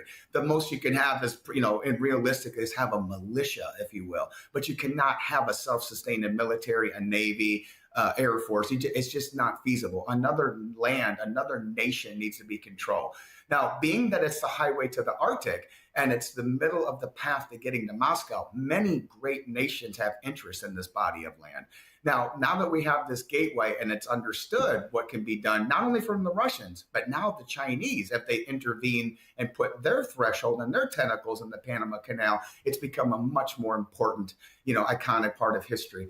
And one other thing I just found so ironic as I would talk to a couple of people over the last few weeks, President Truman, his name was T-R-U-M, Truman. If you look at President Trump, T-R-U-M-P, they have the first four letters of the name. President Truman got very close to making a deal, but he couldn't get it closed. It would be just amazing if President Trump could possibly put this together, or even just increase our threshold in this area. And I believe something's going to happen, because you can see the relationship blossoming and things changing rapidly right before our eyes. And he's not even president yet. Interesting point there. Now, you've alluded to this earlier, but China has shown interest in expanding its reach in the Arctic region. For example, it wants to set up its Belt and Road through the Arctic Sea. Mm-hmm. If this were to happen, what could it mean for U.S. interests? It just puts us at a disadvantage tactically. When we go to military training school, every leadership school I've ever been to talks about tactics. You have to plan your strategy. You got to plan your 6 month, your 1 year, your 5 year, your 10 year, your 20-year horizon. Now, we're not planning that. The last 4 years, we've actually backtracked over the last 4 years. We've had the horrible Afghanistan debacle. We've had nations fighting across the globe. We've had just tremendous botched foreign policy initiatives, and it's been a disaster. So we have a lot of work to do. The Trump administration is going in with their hands tied behind their back from what's been going on. Resources are tight. The gateway to the other parts of the world have been closed, and our adversaries, and we want to call Russia, we want to call China. We don't want to call them adversaries because we don't want to have war, but they call us an adversary. They're constantly trying to, take an edge over our economy, take away our resources, to develop their mainland, especially China. So if getting this land secured where our interests are protected is detrimental to our success in the future. Now, I believe something's going to happen, whether it's increased relationship or a purchase of it, because you can see the effort that's being put into it and the effort, the lights that's been shined on this land because of what's been going on recently. And I believe good things are ahead. Certainly, all eyes currently on this area. Thank you so much for this discussion, Captain Douglas Ernest. Good to have you on our show. My pleasure. Appreciate it. Happy 2025 to you and your viewers. And same to you. All right, next up, former President Jimmy Carter is making his final journey to Washington, D.C. The departure ceremony took place earlier today at the Carter Presidential Center in Atlanta, Georgia. The Former president's remains will make a stop at the U.S. Navy Memorial before a lying in state at the U.S. Capitol. Members of Congress, the Supreme Court, and other officials will gather at the Capitol this afternoon. Vice President Kamala Harris, Senate Majority Leader John Thune, and House Speaker Mike Johnson will deliver eulogies. The public can also pay their respects at the Capitol from Tuesday evening to Thursday morning. Carter's funeral will take place Thursday morning at Washington National Cathedral. The new chair of the House Foreign Affairs Committee plans to move a bill this week to sanction the ICC. That's the International Criminal Court. It comes after the ICC issued an arrest warrant for Israeli Prime Minister Benjamin Netanyahu. A congressional aide said the Foreign Affairs Chair, Brian Mast, could get a vote on the House floor by Thursday. The bill would sanction anyone working to prosecute American citizens or officials from U.S. allied nations, including Israel. It would also halt U.S. funding for the ICC. The Foreign Affairs Chair said the bill sends a clear message to the ICC, adding that the court has prolonged the war and prevented the release of American hostages. Next up, profiles of service. Steve Lance sat down with Georgia Congressman Buddy Carter, a lifelong resident of Georgia's 1st District, which he's represented since 2015. Representative Carter shares about bipartisanship at the Capitol Gym and why he thinks America's best days are still ahead.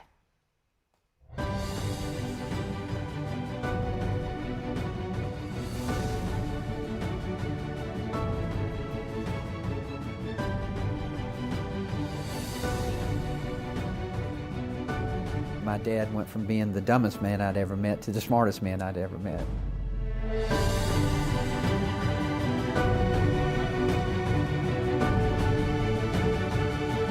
My grandfather actually was a sharecropper. He didn't own the land, he worked the land. My dad, he moved to Savannah and got a job at the paper mill, Union Camp, working shift work and on the paper machine. And he had a big influence on me. After my junior year in high school, I got a job in a drugstore, delivery driver, just, stock boy.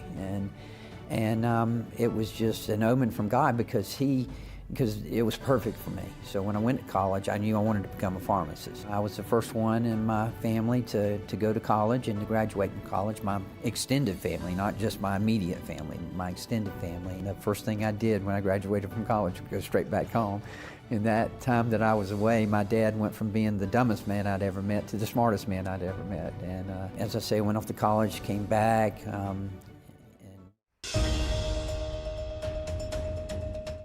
President-elect Donald Trump is now making remarks at Mar-A-Lago in Palm Beach. Let's tune in. Very big into the data centers, and that's going to be a very hot item in the coming years, as you know, with AI. In particular, the first phase of the project will be in Texas, Arizona, Oklahoma, Louisiana, Ohio, Illinois, Michigan, and Indiana, those places.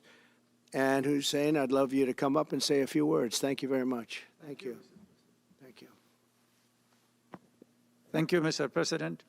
It's been amazing news for me and my family when he was elected in November. We've been waiting 4 years to increase our investments in U.S. to a very large amount of money. We are a company operating in more than 20 countries around the world. We have delivered more than 45,000 luxury units and another 45,000 in the pipeline. In data center, we are in 10 countries around the world, in Asia, Europe, and Middle East. And we're very, very excited now with his leadership and his open strategy and policy to encourage businesses to come to U.S. For the last 4 years, we've been waiting for this moment. And we're planning to invest $20 billion and even more than that if the opportunity in the market allow us. But at the moment, we're planning $20 billion in data center, catering for the AI and cloud business for the hyperscalers. Fantastic. Thank you, Mr. Great President. honor. Thank you very much. So nice. And that man knows what he's doing. He knows. So, Hussein, we're going to work with you and make sure everything goes smoothly. We have powers that haven't really been used in terms of environmental. If you invest over $1 billion in the United States, we're going to give expedited reviews to everybody because everyone's afraid they're going to come in and get caught in the quagmire, which is very prevalent in the United States, unfortunately, the quagmire of environmental and various other regulations and rules.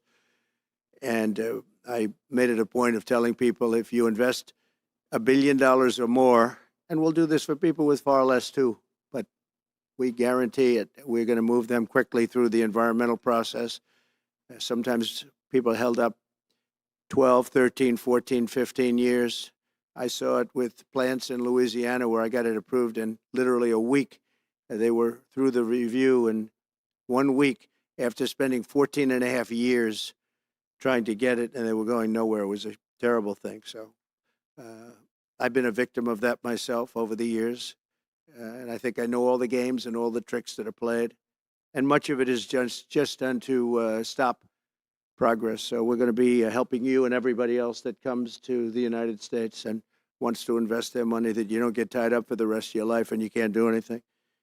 This commitment further underscores that many of the greatest business leaders on earth are seeing a very bright economic future for America since the election. As you know, a lot of positive things have happened. We are inheriting a difficult situation from the outgoing administration, and they're trying everything they can to make it more difficult.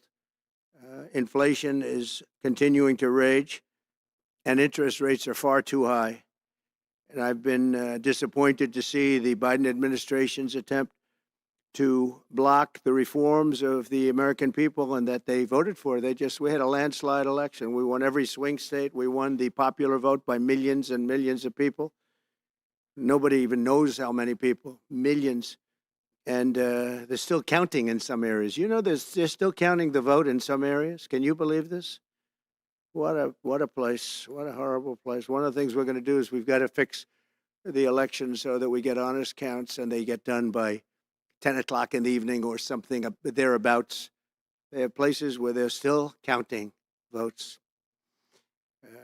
President Biden's actions yesterday on offshore drilling, banning offshore drilling, will not stand. I will reverse it immediately. It'll be done immediately. And we will drill, baby, drill. We're going to be drilling in a lot of other locations, and the energy costs are going to come way down. They'll be brought down to a very low level, and that's going to bring everything else down. That's what caused it to go up, along with the ridiculous spending on the Green New scam. All this money, trillions of dollars. It's like throwing it right out the window, what they're doing.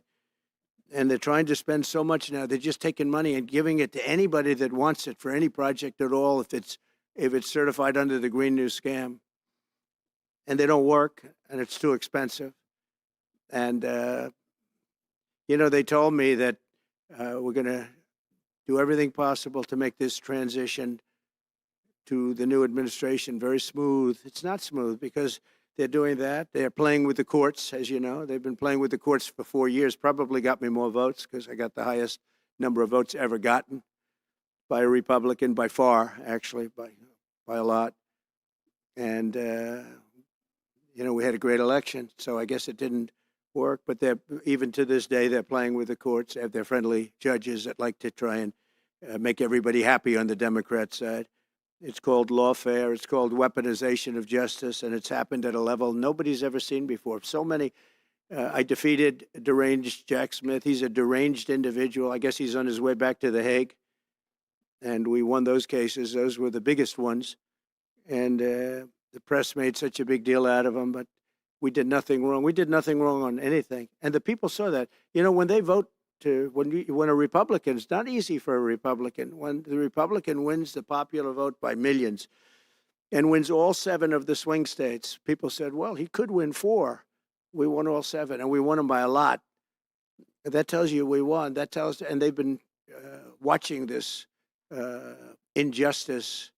I call it the Injustice Department. What they've done is so bad. The whole world has watched that. And it took work, but it got me a lot of votes because when explained, we have a judge in New York who's a very crooked judge.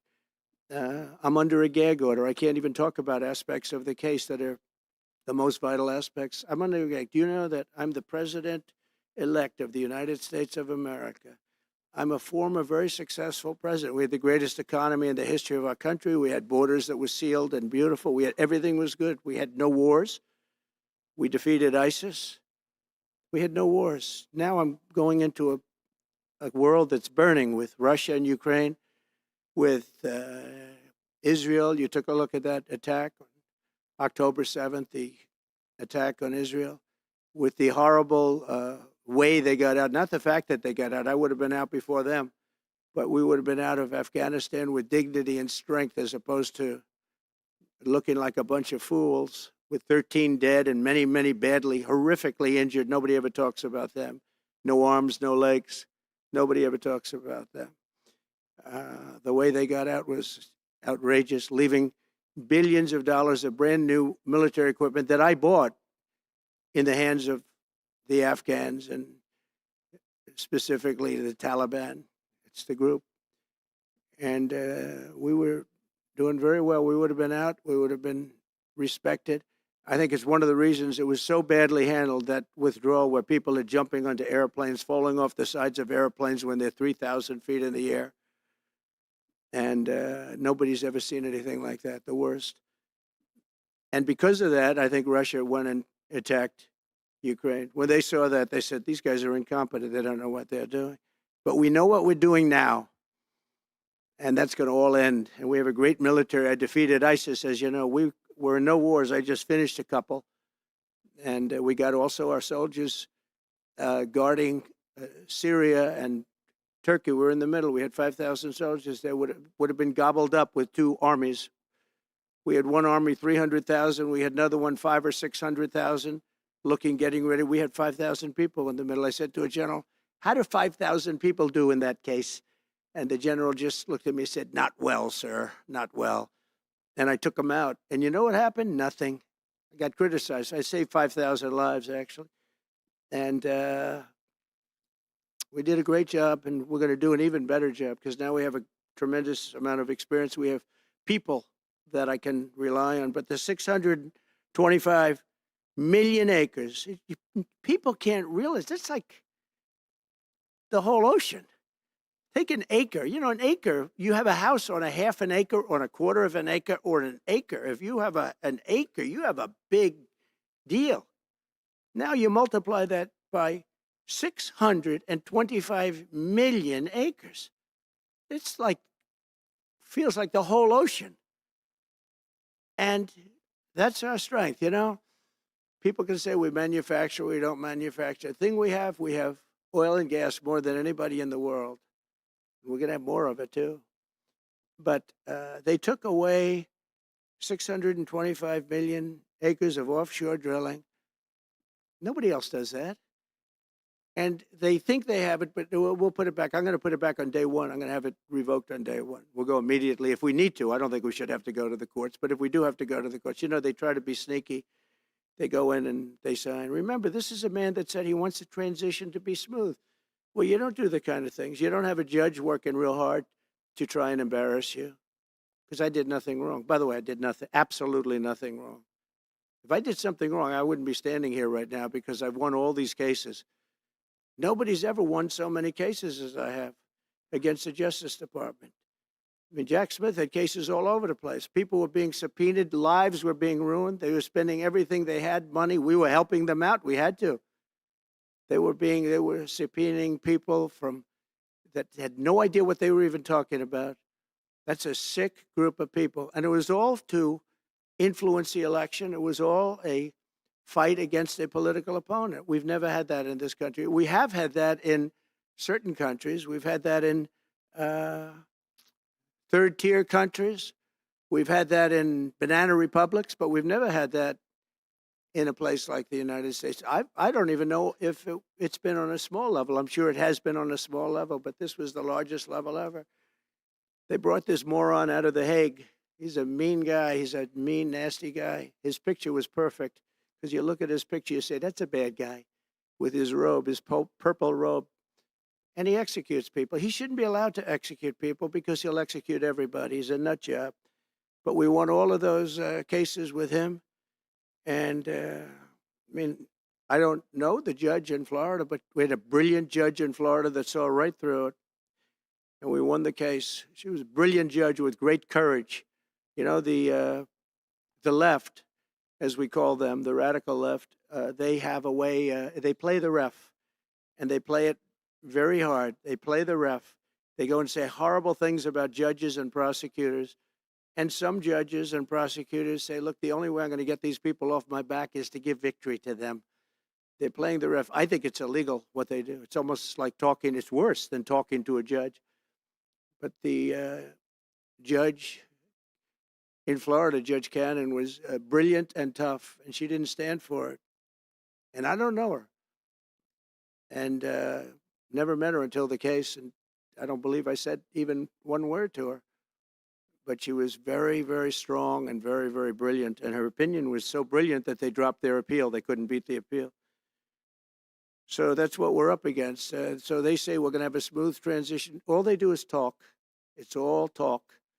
Everything they do is talk. We're going to have a smooth transition. And then they take 625 million acres and they essentially landmark it so you can't ever drill there again. Well, we're going to be drilling soon.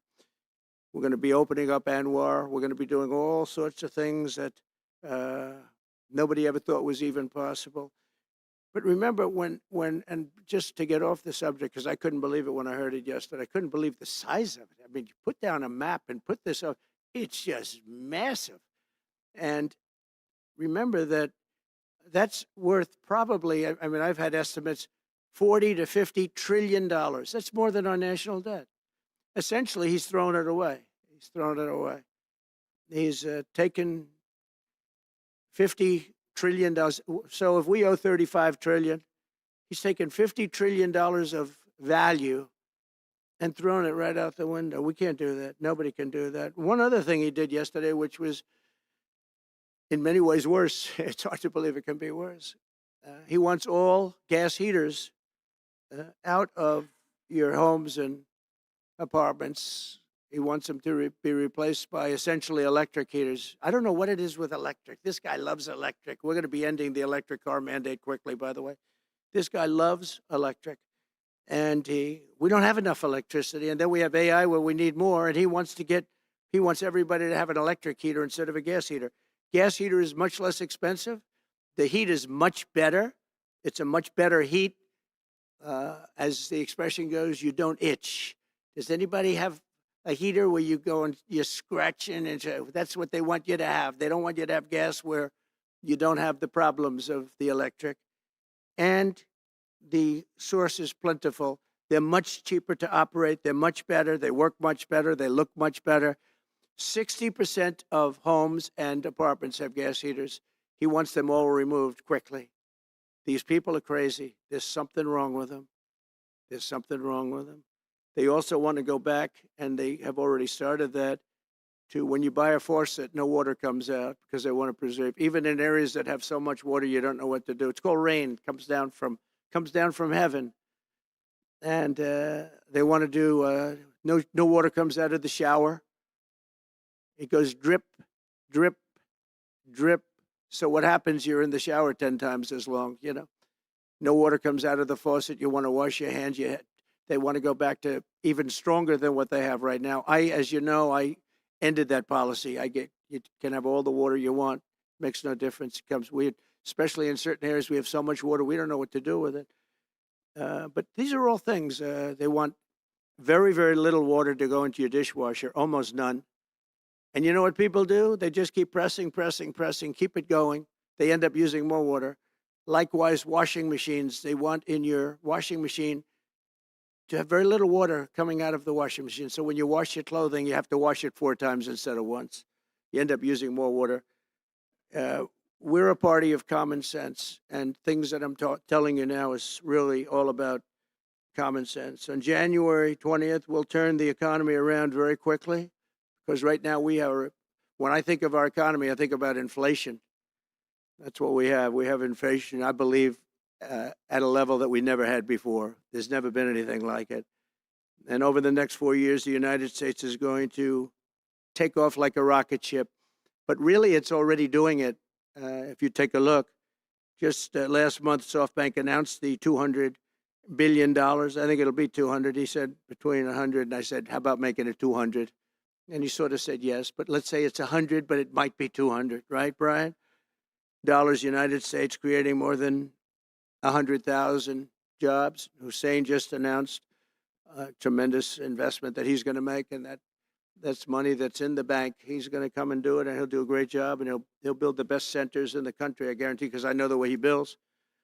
Since my election, the stock market has set records. The S&P 500 index has broken above 6,000 points for the first time ever, never even close.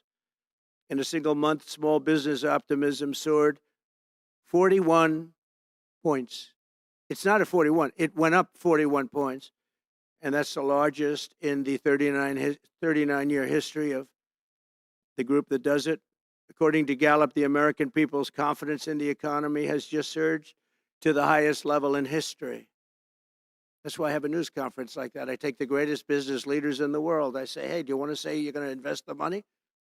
They're not looking for news conferences. They're saying, what am I doing here? They go in and they invest money, but it's good to know where the smartest business people in the world are investing, and they're investing in the United States. So we've done this all in 2 months of not being there. We haven't been there. And it's pretty amazing, and we think we're going to do some really great things, really great things. We're being respected again all over the world. The Panama Canal is a disgrace, what took place at the Panama Canal. Jimmy Carter gave it to them for $1, and they were supposed to treat us well. I thought it was a terrible thing to do. It was the most expensive structure ever built in the history of our country, relatively. It would be the equivalent of substantially over $1 trillion today. We lost 38,000 people. Think of it, 38,000 people, they died from malaria, mosquitoes. They were unable to stop the mosquitoes. They paid people 5 times more to take the job. Many of those people died. We gave it away for $1. But the deal was that, they have to treat us fairly. They don't treat us fairly. They charge more for our ships than they charge for ships of other countries. They charge more for our Navy than they charge for navies of other countries. They laugh at us because they think we're stupid, but we're not stupid anymore. So the Panama Canal is under discussion with them right now. They violated every aspect of the agreement, and they morally violated it also. And they want our help because it's leaking and not in good repair. And they want us to give $3 billion to help fix it.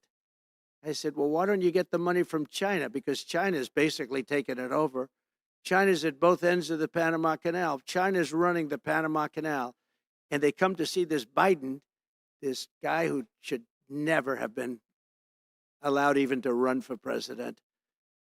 Of course, she shouldn't have either, because that never happened. It had to be 2 people, not 1.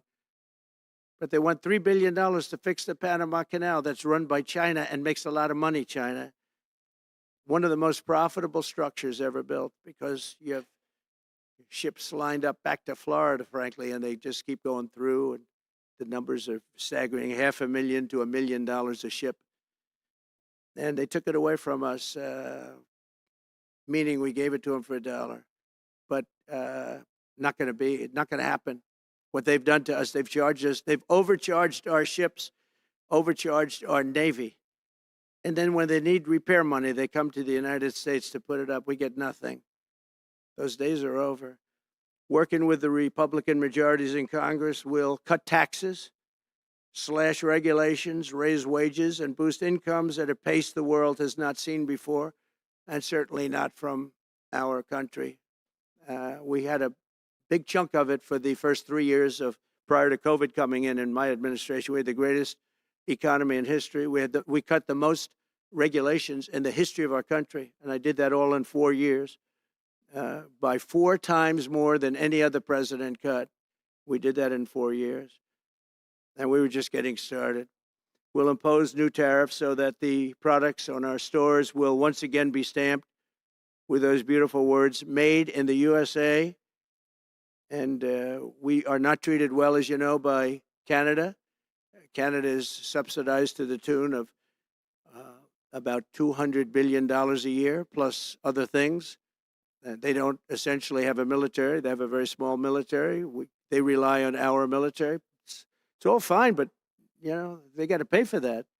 It's very unfair. I have so many great friends. One of them is the great one, Wayne Gretzky. I said, run for prime minister, you'll win it'll take 2 seconds. But he said, well, am I going to run for prime minister or governor? You tell me. I said, I don't know. Let's make it governor. I like it better.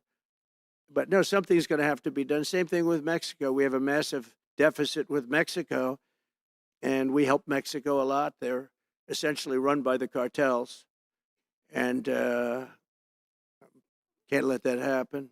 Mexico's really in trouble, a lot of trouble. Very dangerous place. And we're going to be announcing at a future date pretty soon. We're going to change, because we do most of the work there, and it's ours. We're going to be changing, sort of the opposite of Biden, where he's closing everything up, essentially getting rid of $50 to $60 trillion worth of assets. We're going to be changing the name of the Gulf of Mexico to the Gulf of America, which has a beautiful ring that covers a lot of territory. The Gulf of America, what a beautiful name. And it's appropriate. It's appropriate. And Mexico has to stop allowing millions of people to pour into our country. They can stop them.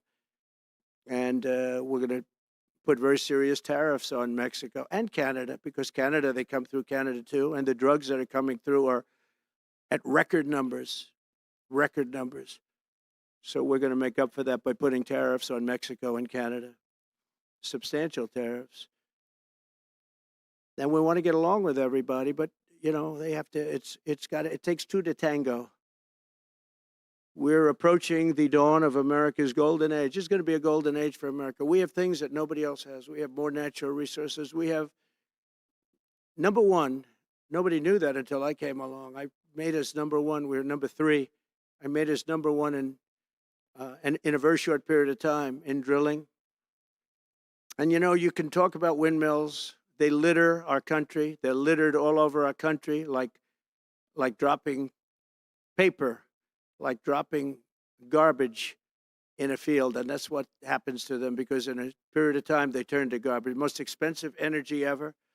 They only work if you get subsidy. The only people that want them are the people that are getting rich off windmills, getting massive subsidies from the U.S. government. And it's the most expensive energy there is. It's many, many times more expensive than clean natural gas. So we're going to try and have a policy where no windmills are being built. Off the coast of New Jersey, they want to build like 200 windmills. The people are going crazy. Nobody wants them, and they're very expensive. They don't work without subsidy. You don't want energy that needs subsidy. Energy is a good business. You don't need subsidy. But when you build these massive towers, and they're 25 stories tall, 40 stories, they have 170 stories tall. The blades, they take 3 ships to ship them. It's crazy. They're dangerous. You see what's happening up in the Massachusetts area with the whales, where they had 2 whales wash ashore in, I think, a 17-year period. And now they had 14 this season. The windmills are driving the whales crazy, obviously. And they had actually over, I think, 125 or something over a number of years. And we don't want that to happen. It's a disaster it's amazing the way a true environmentalist would say, oh, we love wind. It sounds good, but that's about where it ends. After 10 years, you have to redo them.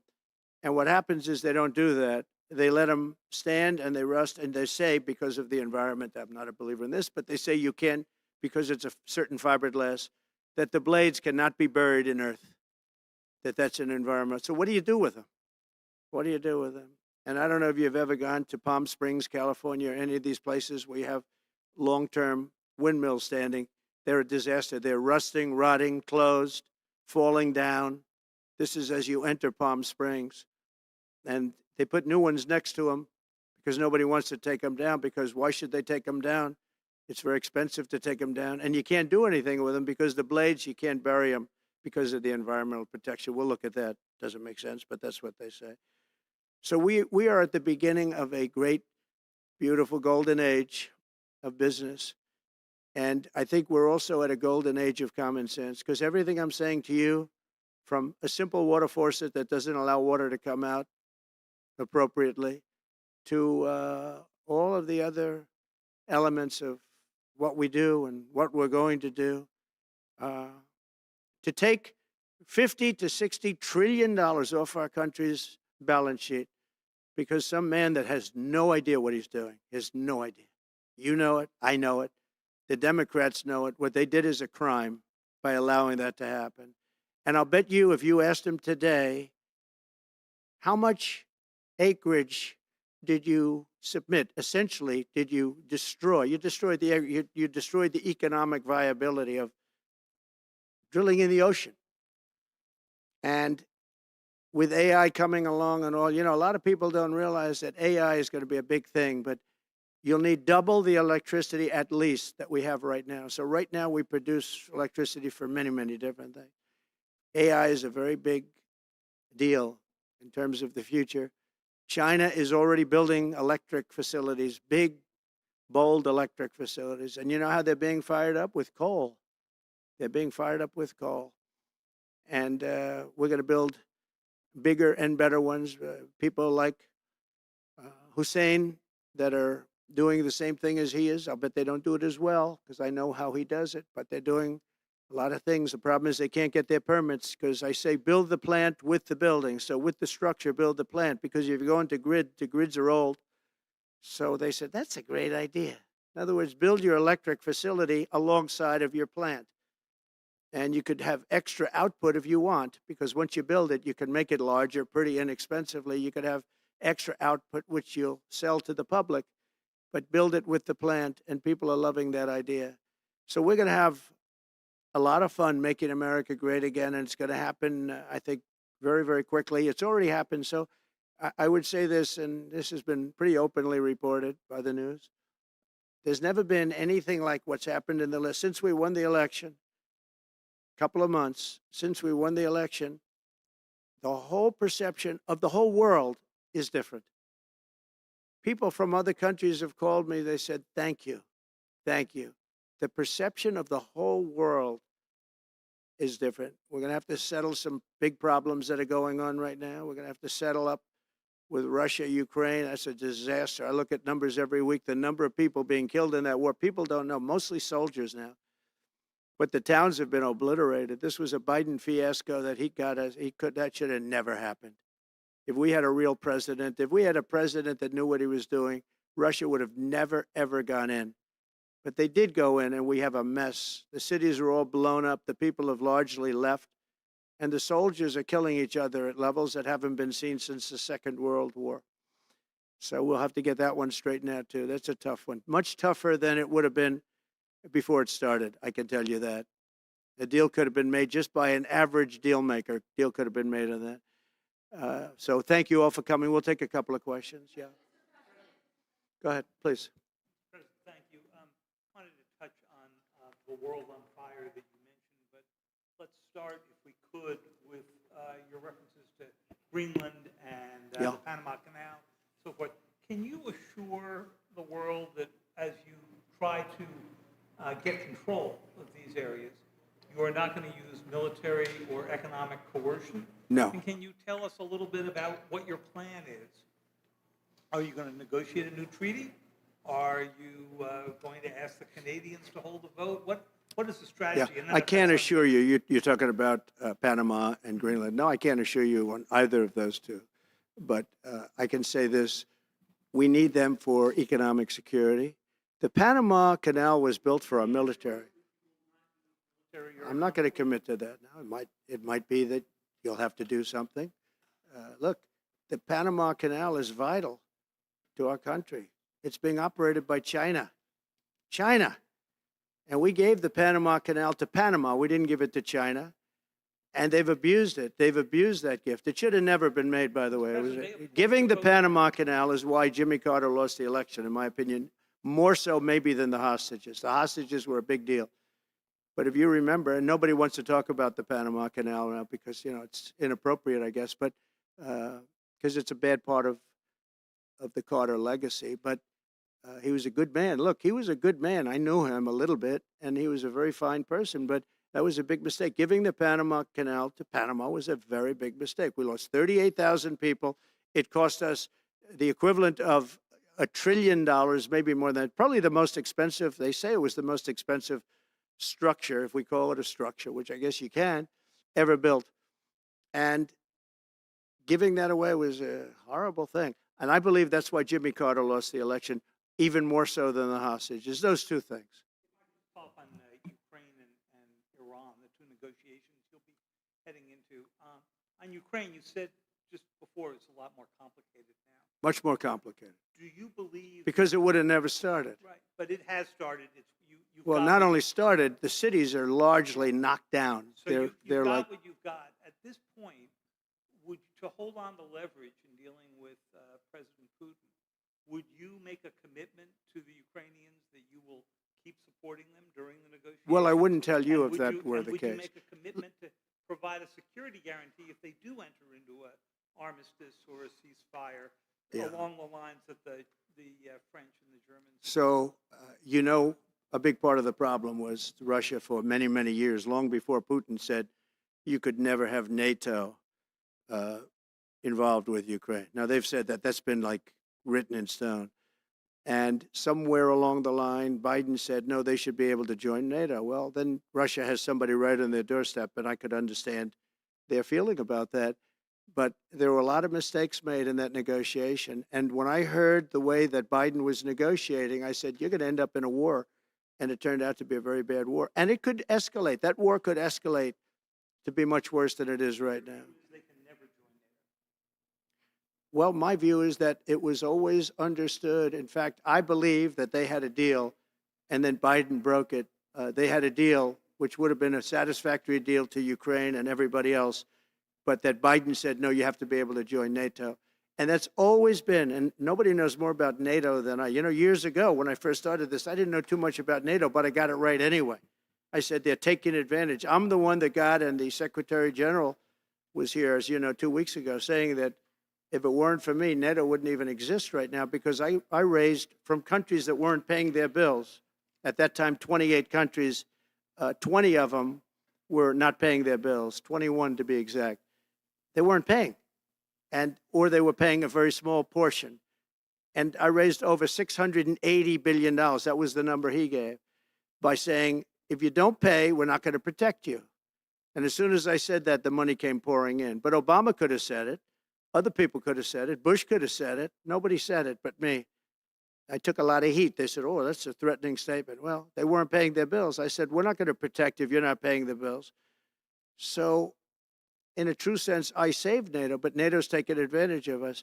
And one of the problems that I have, and I've said it openly, I said it to President Zelensky, Europe is in for a tiny fraction of the money that we're in. Now, whether you like that situation or not, Europe is much more affected than the United States. We have a thing called the ocean in between us, right?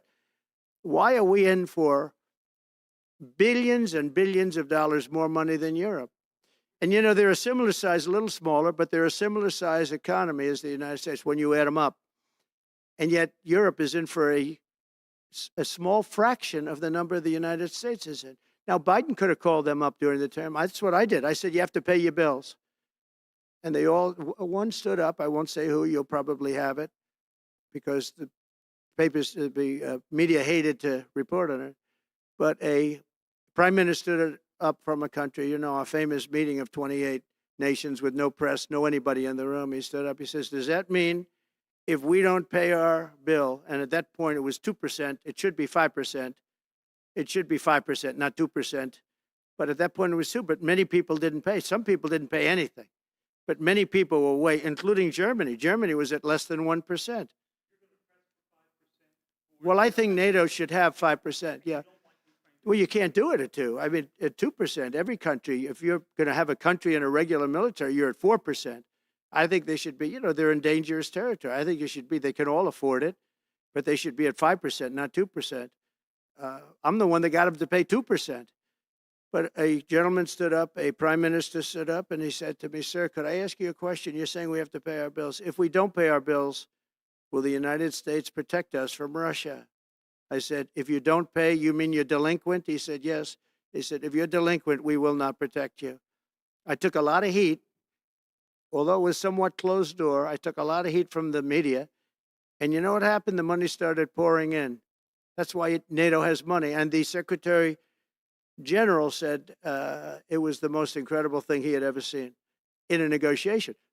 Now, if I would have said, yes, we will, nobody would have paid. If I would have loved to have said, yes, we'll protect you even if you don't pay. But that's not the way life works. Two questions related to each other. First, you said on your first day of office, you're going to pardon January 6th defendants. Are you planning to pardon those who were charged with violent offenses? Well, we're looking at it, and we have other people in there. And as you see, I guess 24 or 28 people came now from the FBI. That came out very quietly. Nobody reported it, but they had people in some form related to the FBI. They had 4 or 5 people that were strongly related to the FBI. We have to find out about that. We have to find out about Hezbollah. We have to find out about who exactly was in that whole thing, because people that did some bad things were not prosecuted. You know, I see it all the time, and you see it too. People that were doing some bad things weren't prosecuted, and people that didn't even walk into the building are in jail right now. So we'll be looking at the whole thing, but I'll be making major pardons. Yes, please. Please. On Jack Smith's report. Good afternoon, Mr. President. It's good to see you again. 2 questions about Syria and the ongoing war in Gaza. About Syria, the Pentagon disclosed last month the U.S. has some 2,000 troops in Syria. That's almost double the number initially we were told of 900. Will you keep that troop capacity the same upon taking over? Well, I won't tell you that because it's part of a military strategy, but I will say it was Turkey. Turkey's been after that country in different names and different forms and shapes for 2,000 years. Those people that went in are from Turkey. And President Erdogan is a friend of mine. He's a guy I like, respect. I think he respects me also. He's the one that didn't go after certain people after I requested that he not. You know who I'm talking about, the Kurds. I don't know how long that's going to, because they're natural enemies. They hate each other. But he didn't do that yet. And he didn't do it in the past also. He started, and I said, please don't do that, and he didn't do it. So, but if you look at what happened with Syria, Russia was weakened, Iran was weakened, and he's a very smart guy. And he sent his people in there through different forms and different names, and they went in and they took over, and that's the way it is. You have concerns about HTS taking control of By the way, I Syria. have the envoy here. Is that in the back? Standing with my son, Eric, is Steve Witkoff, who's just got back from the Middle East, and he's done a fantastic job. He's a great deal maker. I said, what we need there is a deal maker, because nobody makes a deal. We have people that understand where the rivers are and where the meets and bounds are, but they can't talk. They can't make deals. Steve's done a great job. I just want to thank you, Steve. You've been working endlessly for months, and he's working specifically on the hostages, trying to get them back. Steve, come up for a second. Maybe you might want to say a couple of words. I didn't know Steve was going to be here, actually. He's done a fantastic job, and it's a dangerous job, too, and we appreciate it. He didn't know about this kind of danger and the other deal making he does. Now he sees a lot of big danger. Come on up, Steve. Yeah, just one second, please. I'm going to give you a little report on the hostages, if I can. Steve? Thank you very much. Wow.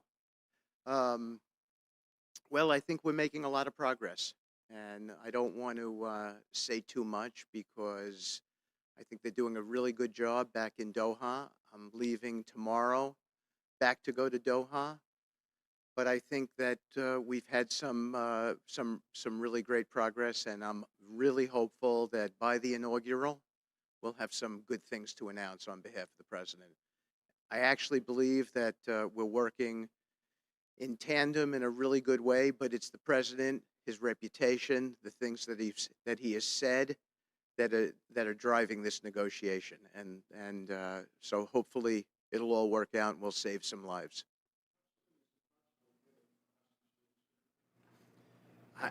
I believe we've been on the verge of it.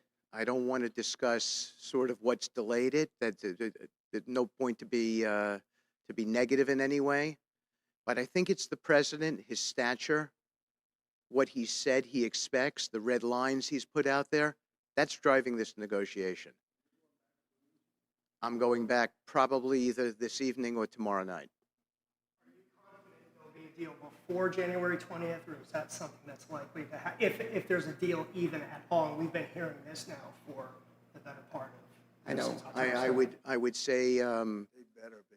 Right. I would say that the president is exasperated. I don't want to talk for him, but look, I don't know anyone who delegates better than President Trump. He gives us a lot of authority to speak on his behalf, and he exhorts us to speak emphatically. And emphatically means you better do this, because the alternative. Do you think they're waiting for President Trump to take office? No, I think they heard him loud and clear. Better get done by the inaugural. But when you say all hell will be paid, that all hell must be paid if they don't release the hostages. You know what that means, don't you? Well, do I have to define it for you? All No, I know hell you're not will gonna break out. telegraph If those hostages aren't back, I don't want to hurt your negotiation.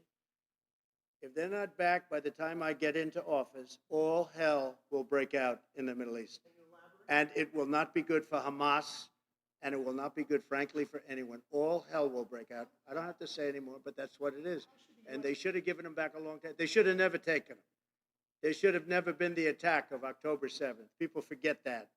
But there was, and many people are killed. They're no longer hostages. I have people from Israel and others calling, begging me to get, we had also people there from the United States, just so you know. They're holding some so-called hostages from the U.S. But I've had mothers come to me and fathers crying, can I get the body of their son back? Can I get the body of their daughter back? That beautiful girl where they threw her in the car, pulled her by her ponytail and threw her in the car like she was a sack of potatoes. I said, what happened to her? Sir, she's dead. Like a 19, 20-year-old beautiful girl. And the way they treated her. And I just say it this very simply. Steve's got a job to do. He's a great guy, great negotiator, great person. They respect him over there already. It's what we needed over there. We have people that know everything about the Middle East, but they can't speak properly. They don't know. He's a great negotiator. That's what I needed. I could have sent that gentleman right over there, Hussein. He's a great negotiator. There are people, they're rare. Great negotiators are very rare, like a great surgeon.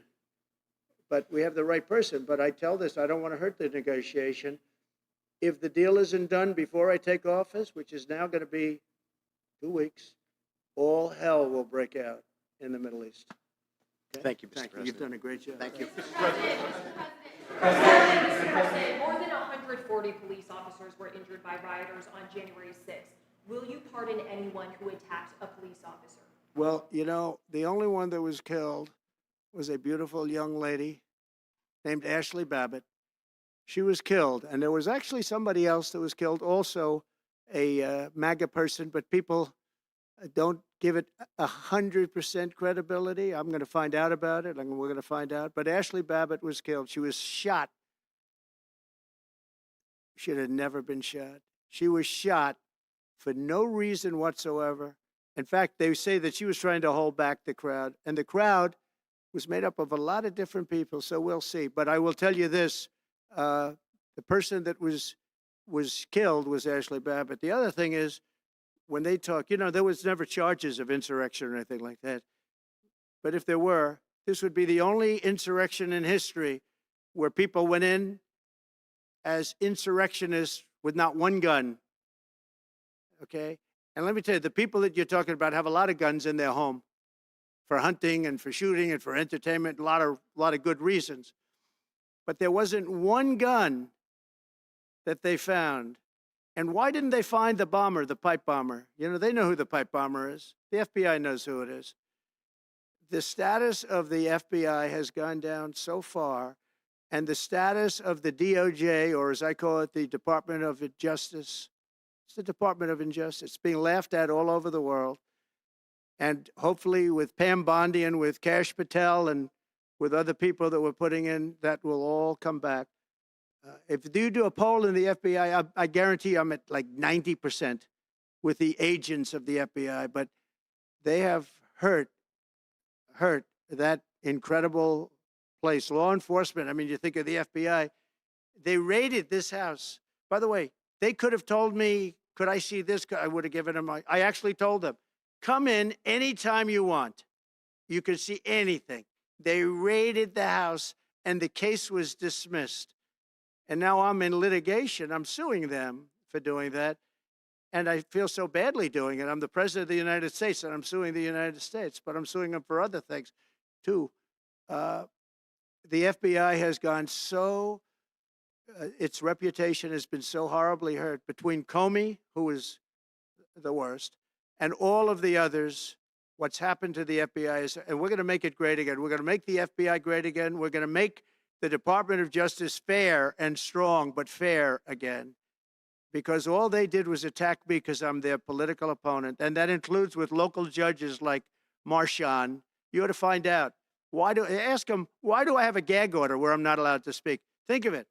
I'm the president of the United States, and I'm not allowed to speak. Why? Because if I did speak, people would understand the scam. It's a scam. And we have very dishonest judges, and New York judges are very bad. We had one that valued this house at $18 million because it was good for their case. He actually valued that chandelier is worth more than $18 million. He valued this house as $18 million. And we have another one who was so nasty, so horrible, such a brute, a most vicious, vile person. These are New York judges. But we've won most of the cases, so we're very happy about that. Please. Your position is clear, but have you directed your staff to take specific actions to draw plans? And can you elaborate again? You didn't rule out military coercion. Well, we need Greenland for national security purposes. I've been told that for a long time, long before I even ran. I mean, people have been talking about it for a long time. You have approximately 45,000 people there. People really don't even know if Denmark has any legal right to it. But if they do, they should give it up because we need it for national security. That's for the free world. I'm talking about protecting the free world. You look at, you don't even need binoculars. You look outside, you have China ships all over the place. You have Russian ships all over the place. We're not letting that happen. We're not letting it happen. And if Denmark wants to get to a conclusion, but nobody knows if they even have any right, title, or interest. The people are going to probably vote for independence or to come into the United States. But if they did do that, then I would tariff Denmark at a very high level. For acquisition? I mean, are you active? No, we're not at that stage, but we have people. I haven't even entered office yet. Secondly, sir, Elon Musk has drawn some criticism and a lot of attention for some of his actions and provocative statements about foreign affairs, including in Europe. Your reaction to that, is that appropriate for... You mean where he likes people that tended to be conservative?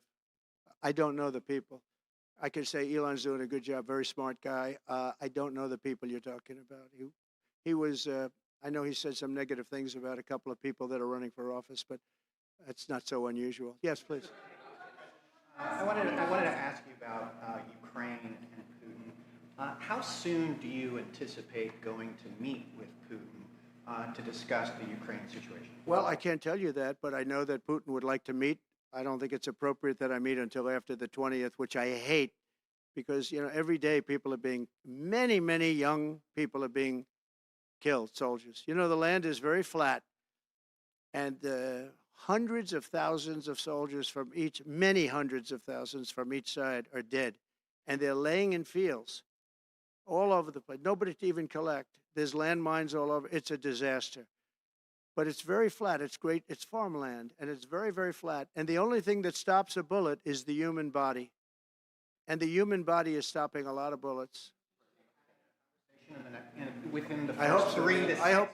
I hope to have 6 months. No, I hope long before 6 months. Look, Russia's losing a lot of young people, and so is Ukraine. And it should have never been started. That's a war that should have never happened. I guarantee you, if I were president, that war would have never happened. Who would you like to nominate to replace Michael Barr as vice chair of the board? I'll be announcing someplace. Mr. President, if we were to work under the assumption that you're serious about making Canada 51st state of the United States, the leader of the Conservative Party in Canada said, under no circumstance all will right. it ever be the 51st Then state. maybe he won't win, but maybe he will. I don't. You had suggested. Listen, that I don't care what he says. But Sir, real fast, you said you were considering military force to acquire Panama and Greenland. Are you also considering military force to annex and acquire Canada? No, economic force, because Canada and the United States, that would really be something. You get rid of that artificially drawn line, and you take a look at what that looks like, and it would also be much better for national security. Don't forget, we basically protect Canada. But here's the problem with Canada. So many friends up there. I love the Canadian people. They're great. But we're spending hundreds of billions a year to protect it. We're spending hundreds of billions a year to take care of Canada. We lose in trade deficits. We're losing massive. We don't need their cars. You know, they make 20% of our cars. We don't need that. I'd rather make them in Detroit. We don't need the cars. We don't need their lumber.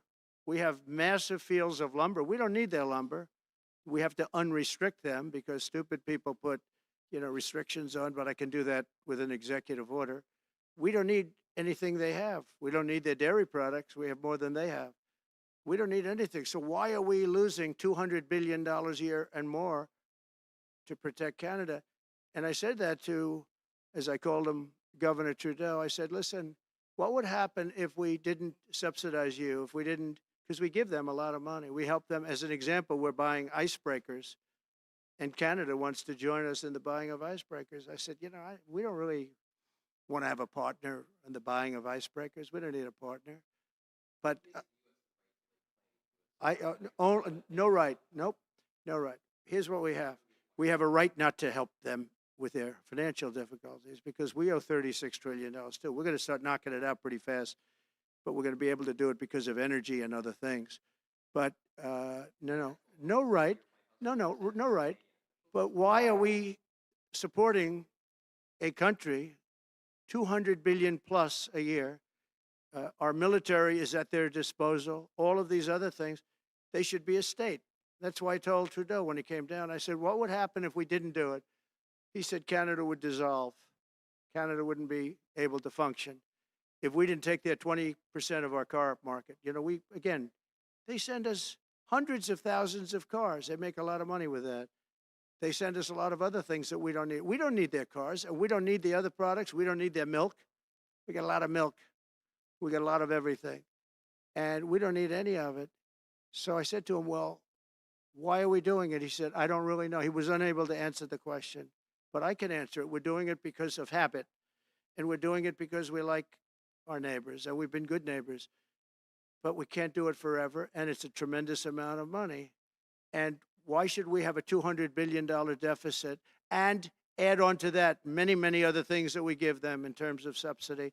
And I said, that's okay to have if you're a state.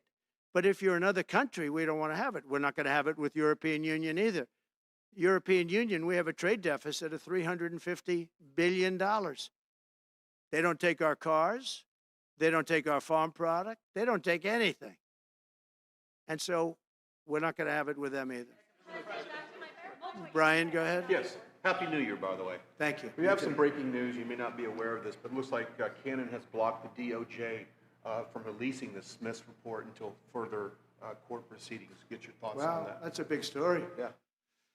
So if I get it right, the fake witch hunt started by the DOJ having to do with books and records, and Biden had many more, and he wasn't protected by the Presidential Records Act, I was. But all of that fake stuff that took the lives of people, I mean, literally destroyed people. People are destroyed because of what they did, destroyed. But we got to be president. But Biden did it for 40 years. He did it when he was a senator. That was illegal. And they ruled it was illegal. How about that? They said, it's illegal, but he's unfit to stand trial. So he can stand and be president of the United States, but the prosecutor found that he's unfit for trial. I was going to use that as a major talking point, but I never got to use it because all of a sudden I had a new candidate who was also sort of unfit to stand trial, right? But so what you're saying is that the judge just blocked the, so Cannon was thrown off the case. They dropped their appeal because he had no case. They dropped all of that, the lawsuits against us. They lost the lawsuit. So this is deranged Jack Smith. So he dropped the lawsuits. He was told to by the DOJ because they had no lawsuit. They lost in court in front of a very strong and a very brilliant judge. They lost in court, and that pertained to other cases in other courts. So he wanted to do a report just before I take office, probably. So he'll do like a 500-page report, and it'll be a fake report, just like the investigation was a fake investigation. And I said, well, wait a minute. This guy was thrown off in disgrace. In disgrace. He's going back to The Hague or wherever they're going to send him. In disgrace. Because he failed so badly. Because it was a fake case against a political opponent. They thought they were going to use this to beat me. So what you're saying is, I'm just hearing that they're not allowed to issue the report. So if they're not allowed to issue the report, that's the way it should be. Because he was thrown off the case in disgrace. Why should he be allowed to write a fake report? It'll only be a fake report. That's great news. Yeah. Good. And if I can just follow up real quickly, you want to comment? Many Americans are angry that we're sending millions of dollars every month to the Taliban. Do you anticipate? It's not even believable. Billions of dollars, not millions, billions. We pay billions of dollars to essentially the Taliban, Afghanistan. And that's given by Biden. That's the same man that took away $50 to $60 trillion worth of value from the United States. Think of it. Probably our most valuable asset. Took away our most valuable asset. This can't be allowed to happen. We are now a nation of common sense. When he does that, 625 million acres, this can't be allowed to happen. Thank you for the information. Most other people probably knew about it, but they wouldn't have told me, right? Vowed to bring down the prices at grocery stores very fast. Yeah, we won't but do it fast. But then you recently told Time Magazine that bringing down prices would be very hard. So what can the American people expect when you get into office? It's always hard to bring down prices when somebody else has screwed something up like they did, but we'll bring them down. We'll get them down. Energy is going to bring down prices. We're going to have a lot of energy, and energy is what brought it up. Energy and their bad spending is what brought it up, and energy is going to bring it down. We're going to have prices down. I think you're going to see some pretty drastic price reductions. As an example, food, bacon, ham, apples, everything has gone through the roof. It's one of the reasons I won. So as you know, I said it, inflation was one of the reasons I won, but I think the biggest reason I won was the fact that they are allowing prisoners to come into our country. They released their prisoners, their murderers. Thousands of murderers are now walking around the streets of our cities and farmland all over. Murders, people that have killed. Many, 32% have killed more than one person. They released them from their jails, their prisons, and their mental institutions and insane asylums into our country. I believe that's the reason we got such a large vote. All right, maybe one or two more questions. Yeah, please, go ahead. Go ahead, you go. Sir, can you President Carter is laying in state today in Washington. You had some harsh words for him about the Panama Canal. Is there any disconnect there? Do you feel a little bit bad about doing that on this day? No, I liked him as a man. I disagreed with his policy. So, hey, he thought giving away the Panama Canal was a good thing. I think it cost him the election. That and the hostages. I actually think that was a bigger factor because that's a deal that just should not have been made. But again, this was a question that was asked of me. I didn't bring it up. I didn't want to bring up the Panama Canal because of Jimmy Carter's death. But people don't bring it up. But, you know, you and other people have asked me about it. No, it's a deal that I was very strongly against. I was a young guy when this took place. But just why would we spend all of that money, lose 38,000 people to malaria, the mosquito? They were dying. It was horrible what was happening. They paid them 4 times more than they would make in the United States. But they knew they were going to go over there and die. And they died in the jungles of malaria. There was nothing we could do to stop it. 38,000. And then we gave it away for $1. About getting your agenda through Congress, you appeared to open the door in your radio interview yesterday for 2 bill approaches. It's still your preference for one big, beautiful bill, as you have said. Well, I like one big, beautiful bill, and I always have, I always will. But if 2 is more certain, it does go a little bit quicker because you can do the immigration stuff early. Now, you have to understand, for immigration and for the wall, we won the case on the wall. You know, they tried to sell the wall for 5 cents on the dollar, by the way. And we had, fortunately, a judge that stopped that. But they were already discarding the wall. And 5 cents on the dollar. And you know what they were doing? They were calling us up and saying, we'll sell it back to you at 200 cents. In other words, double what we paid for it. So they were going to buy it from this guy for 5 cents on the dollar. They were making deals. And fortunately, we had a very smart judge that stopped it cold. I think he called for an investigation, too, and he should. But think of it. They were selling the wall that was exactly the wall that the Border Patrol wanted. That was designed by them. Steel, concrete, rebar, exactly as they want. Very, very heavy steel, very powerful steel, hard to cut. Very, very heavy, 7,000-pound concrete, which is a very strong concrete. Everything was top of the line. Very expensive. Would be double what we paid for it then, 6 years ago. But let me just tell you, they were selling it for 5 cents on the dollar to people, and those people were calling us, asking us to pay them 200 cents because it's a good deal because we can have it immediately. And you know what immediately is? Just leave it in place. No, the papers haven't written that, though. That deal is like all the other things that these people do. These people either hate our country or they're very stupid. And I don't believe they're stupid because nobody can cheat on elections like they cheat and be stupid. They either hate our country or they're stupid. So remember what I said, because nobody wants to report it. They were selling the wall for 5 cents on the dollar and trying to resell it back to us for 200 cents or less, but for 200 cents on the dollar. That's a nice return. Meta announced that it will stop putting fact checks on posts on its website. And Meta said today it would stop putting fact checks on its website and instead allow community. Well, I watched their news conference, and I thought it was a very good news conference. I think they've come a long way. Meta, Facebook. I think they've come a long way. I watched it. The man was very impressive. I watched it. Actually, I watched it on Fox. I'm not allowed to say that. Say it? Do you think he's directly responding to the threats that you have made to him in the past with these Probably. issues? Yeah, probably.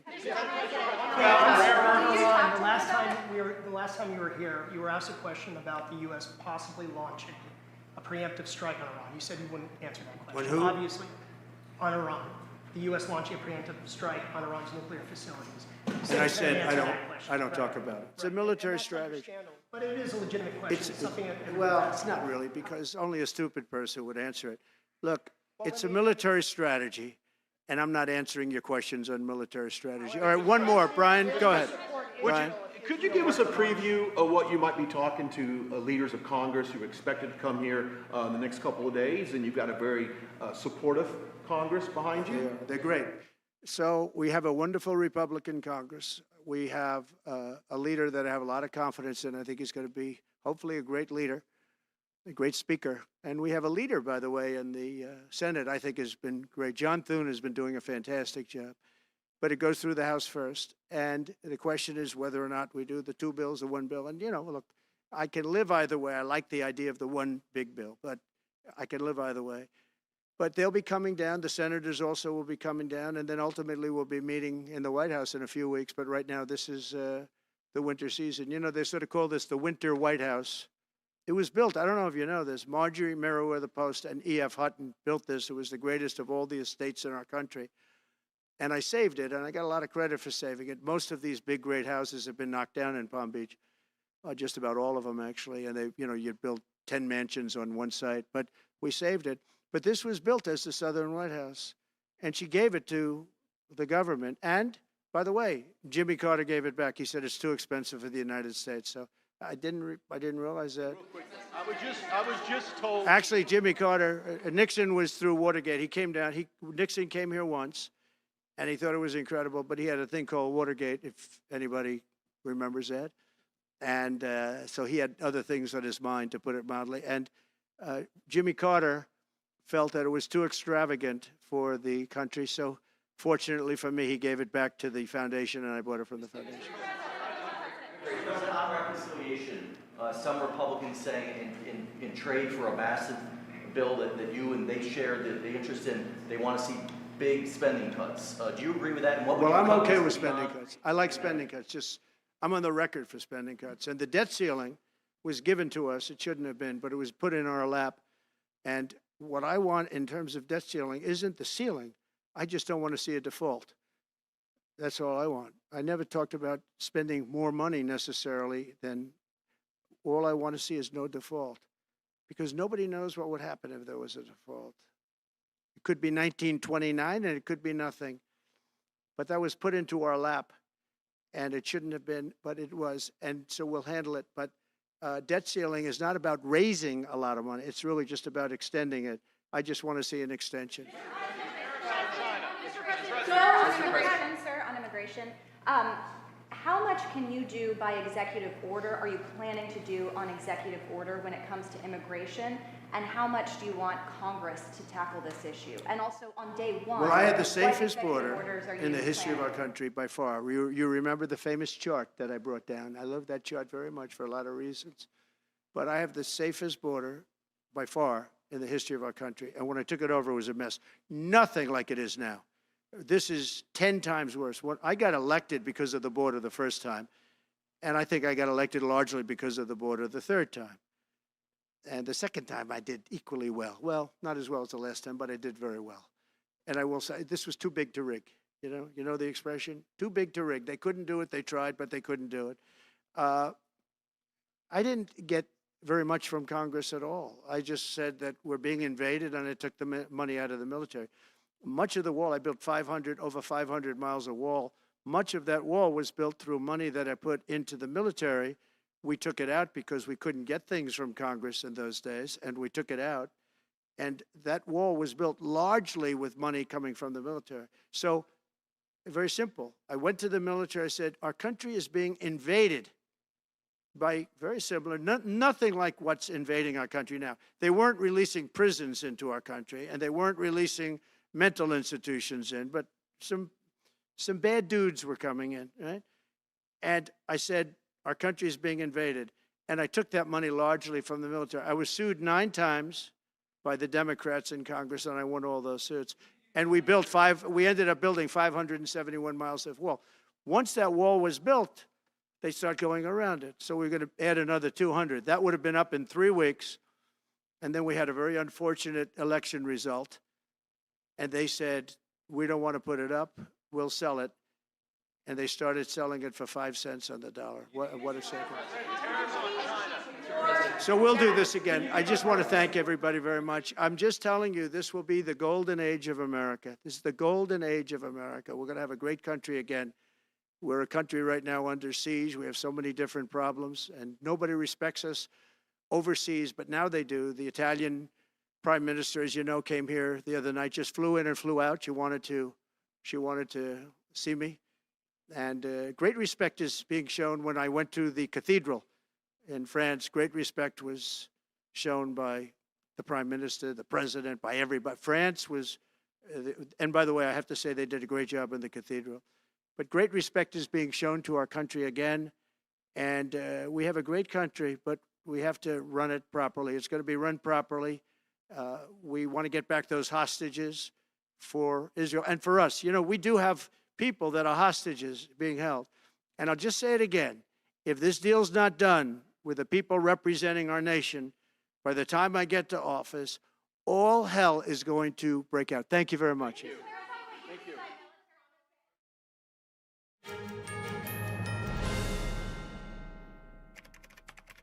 What's happened to this world we're living in?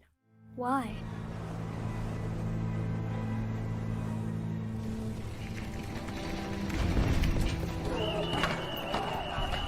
For the 4 years he has been on this earth, he has known nothing but war. Wherever I go, the things I see,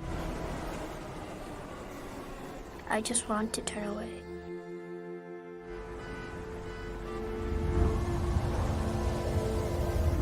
The dreams I have, the stories I could tell, will they still be possible? This year, more than ever, I need a brand new world. A clean world.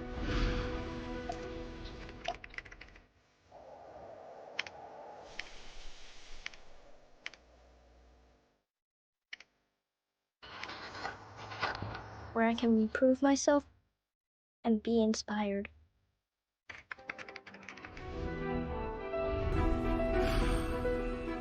My stage can be anywhere and everywhere, but it begins here.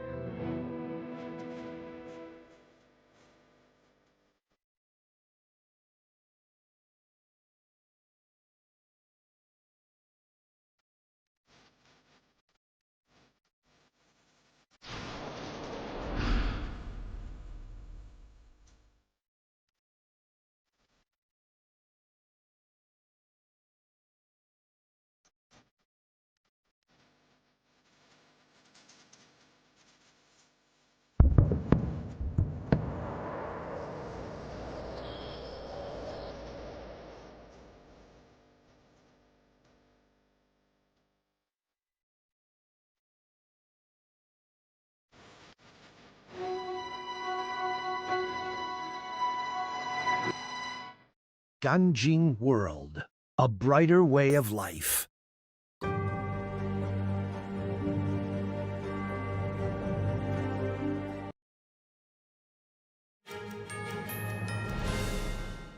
Welcome back. Following President-elect Trump's press conference in Palm Beach, we're now joined by NTD's Iris Tao, who's there in West Palm Beach, who's covering this event. What do you have for us, Iris?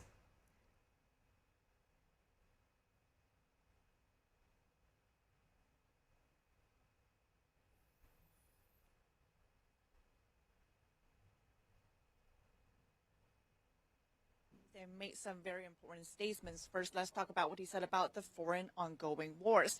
On the Middle East, Trump again warned that, quote, there will be all hell will break out in the Middle East if the hostages aren't back by the time he gets into office. There's been a lot of speculation by the public and by experts about how realistic is it to get the hostages and reach a deal before Trump's inauguration, which, as we know, is coming up and already just within 2 weeks.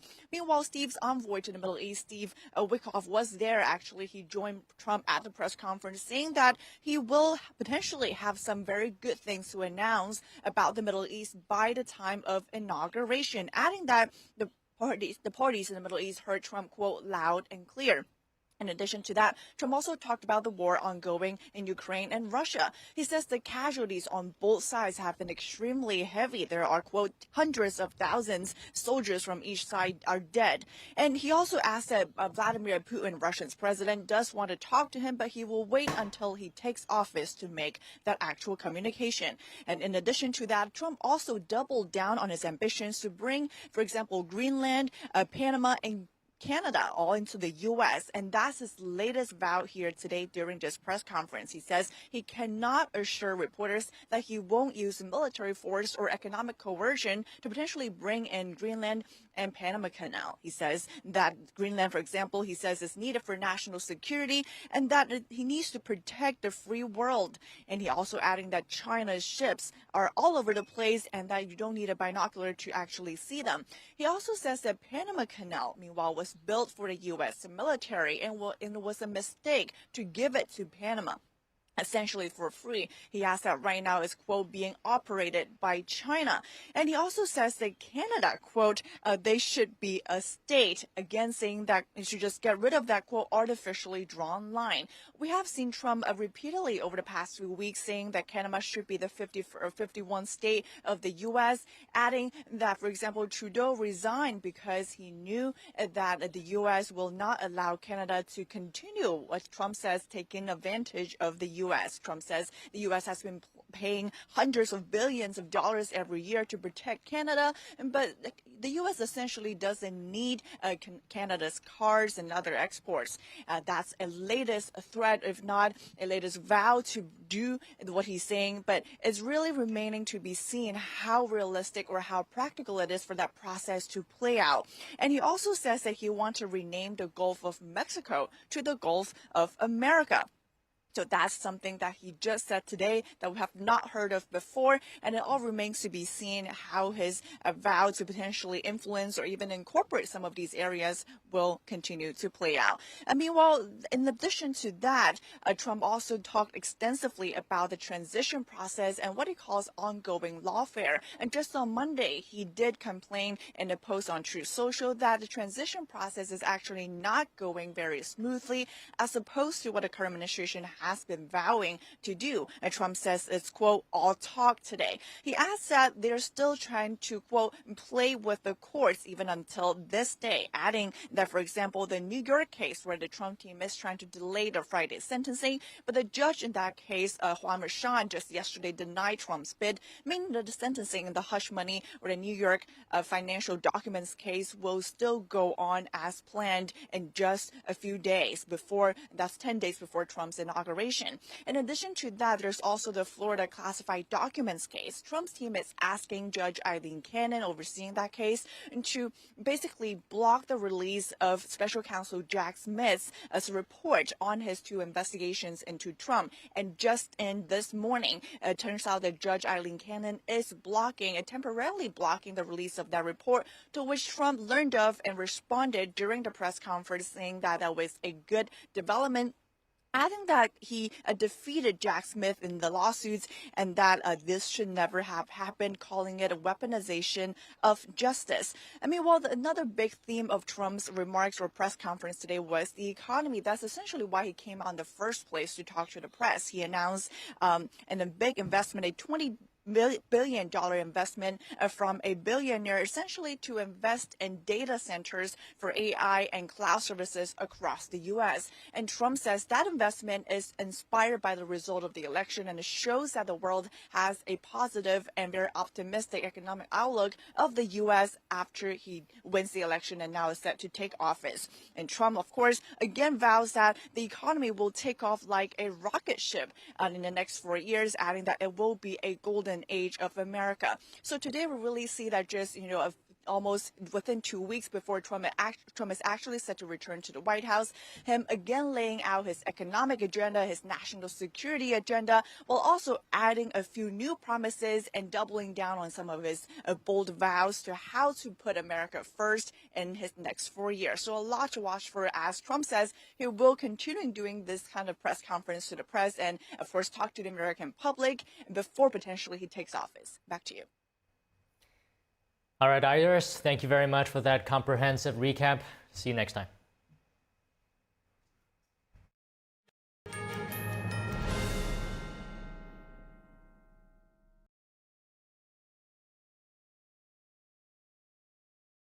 According to ancient Chinese medicine, purslane is considered a medicinal herb and is used to help lower cholesterol, improve vascular functions, and prevent diabetes. Perilla seeds can nourish the lungs and spleen. It is used to treat asthma and improve pulmonary functions. Puritang green vegetable omega-3 is made from purslane and perilla seeds from Hwangmae Mountain in South Korea. It contains over 90% of omega-3, 6, 7, and 9, the highest concentration possible without chemical additives. The soft gel is made of natural seaweed. It is 100% organic and vegan. Both adults and children can take it with peace of mind. Ancient recipes were passed down from heaven to bring prosperity and longevity. Puritang green vegetable omega-3. What if kids in America didn't have to go to bed hungry tonight? What if our moms, dads, and grandparents could put healthy food on the table every day to help us grow strong? What if all of our friends and neighbors had fresh food too, and there was no hunger at all in America? And what if there was a way today for you to help? Call now or go online to helpfeedingamerica.org and give $19 a month, just 63 cents a day. So many of us don't have enough food to eat, but your monthly gift means families across the country and in your community can fill plates with food. Kids can get healthy meals year-round, even when school's out. And our neighbors can have fresh food. Food that moms, dads, entire families need to thrive. But right now, more people are facing hunger. Feeding America works from coast to coast with partner food banks, food pantries, and meal programs. It takes all of us to make that happen. Will you help too? Please call the number on your screen or go online to helpfeedingamerica.org and give just $19 a month. And we'll send you this free canvas grocery bag. It's our way of saying thank you for helping to end hunger for our neighbors. Because no kid, no mom or dad, nobody should go hungry in America. Nobody. So what if today was the day you could help nourish futures for our friends, our families, for all of us? Ending hunger is possible. What if we end it together? Call or give online today at helpfeedingamerica.org and your gift can be doubled. Thank you.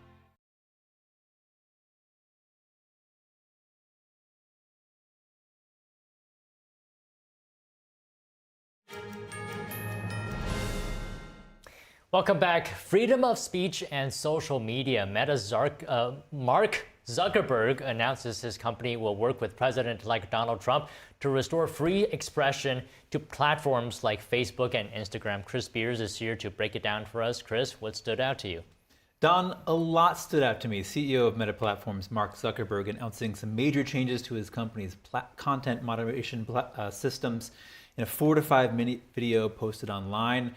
His company's content moderation policies are basically they're getting rid of fact checkers, switching to an X-style community notes system. The community notes were brought into the social media systems through X when Elon Musk took control of that company. He talks about getting rid of certain topic restrictions, which I'll get into in a little bit, and also moving content moderation teams physically out of California. So a lot to go into. He began by saying it's time to get back to our roots around free expression on Facebook and Instagram. He went into the debate surrounding free speech and censorship and content moderation that's unfolded over the past few years since Donald Trump took office in his first term. I mean, of course, you remember the term fake news was literally invented around that time. He referenced how his company chose to handle the more serious things that really do need regulation, like sex trafficking, terrorism, drugs. Those things are, of course, they warrant this moderation. So he addressed how they chose to handle that back then. Watch. So we built a lot of complex systems to moderate content. But the problem with complex systems is they make mistakes. Even if they accidentally censor just 1% of posts, that's millions of people. And we've reached a point where it's just too many mistakes and too much censorship. The recent elections also feel like a cultural tipping point towards once again prioritizing speech. So we're going to get back to our roots and focus on reducing mistakes, simplifying our policies, and restoring free expression on our platforms. So you hear him there talking about the problem of censorship. And of course, a key issue that happened surrounding the problem of censorship in the past few years was the New York Post story about Hunter Biden's laptop. If you remember, that was actually posted online, and then Facebook limited the distribution of that, and then just let it happen as usual. But it sparked a lot of controversy because there was people saying that it was misinformation, that it wasn't true, that this laptop was actually Hunter Biden's, when in fact it was proven true, and a massive investigation followed. And now he's become critical of his company's automated fact-checking and content moderation systems. A really big shift here being spelled out in this video. Here's how he plans to address the issue. We're going to get rid of fact-checkers and replace them with community notes, similar to X, starting in the US. After Trump first got elected in 2016, the legacy media wrote non-stop about how misinformation was a threat to democracy. We tried in good faith to address those concerns without becoming the arbiters of truth. But the fact-checkers have just been too politically biased and have destroyed more trust than they've created, especially in the US. So over the next couple of months, we're going to phase in a more comprehensive community notes system. So you hear him referencing there the community note system that I made mention of earlier. That's basically a system where users can request a community note if they see a post that they're concerned about. If a post gets enough requests for a community note, an approved community note contributor can leave a note on that post, and then these approved contributors then review those notes, and if enough of them find the note helpful, it gets added to the post. So there's this process of adding this comment that maybe gives people some broader context behind the post that's in question. And essentially X doesn't create these posts. They're all user-generated, so it's a much more democratized approach to content moderation. He also goes into simplifying their content policies in this video we're talking about. He wants to get rid of restrictions on topics like immigration and gender that are, in his words, quote, out of touch with mainstream discourse. Okay, so we're going to work with President Trump to push back on governments around the world that are going after American companies and pushing to censor more. The only way that we can push back on this global trend is with the support of the US government. And that's why it's been so difficult over the past 4 years when even the US government has pushed for censorship. By going after us and other American companies, it has emboldened other governments to go even further.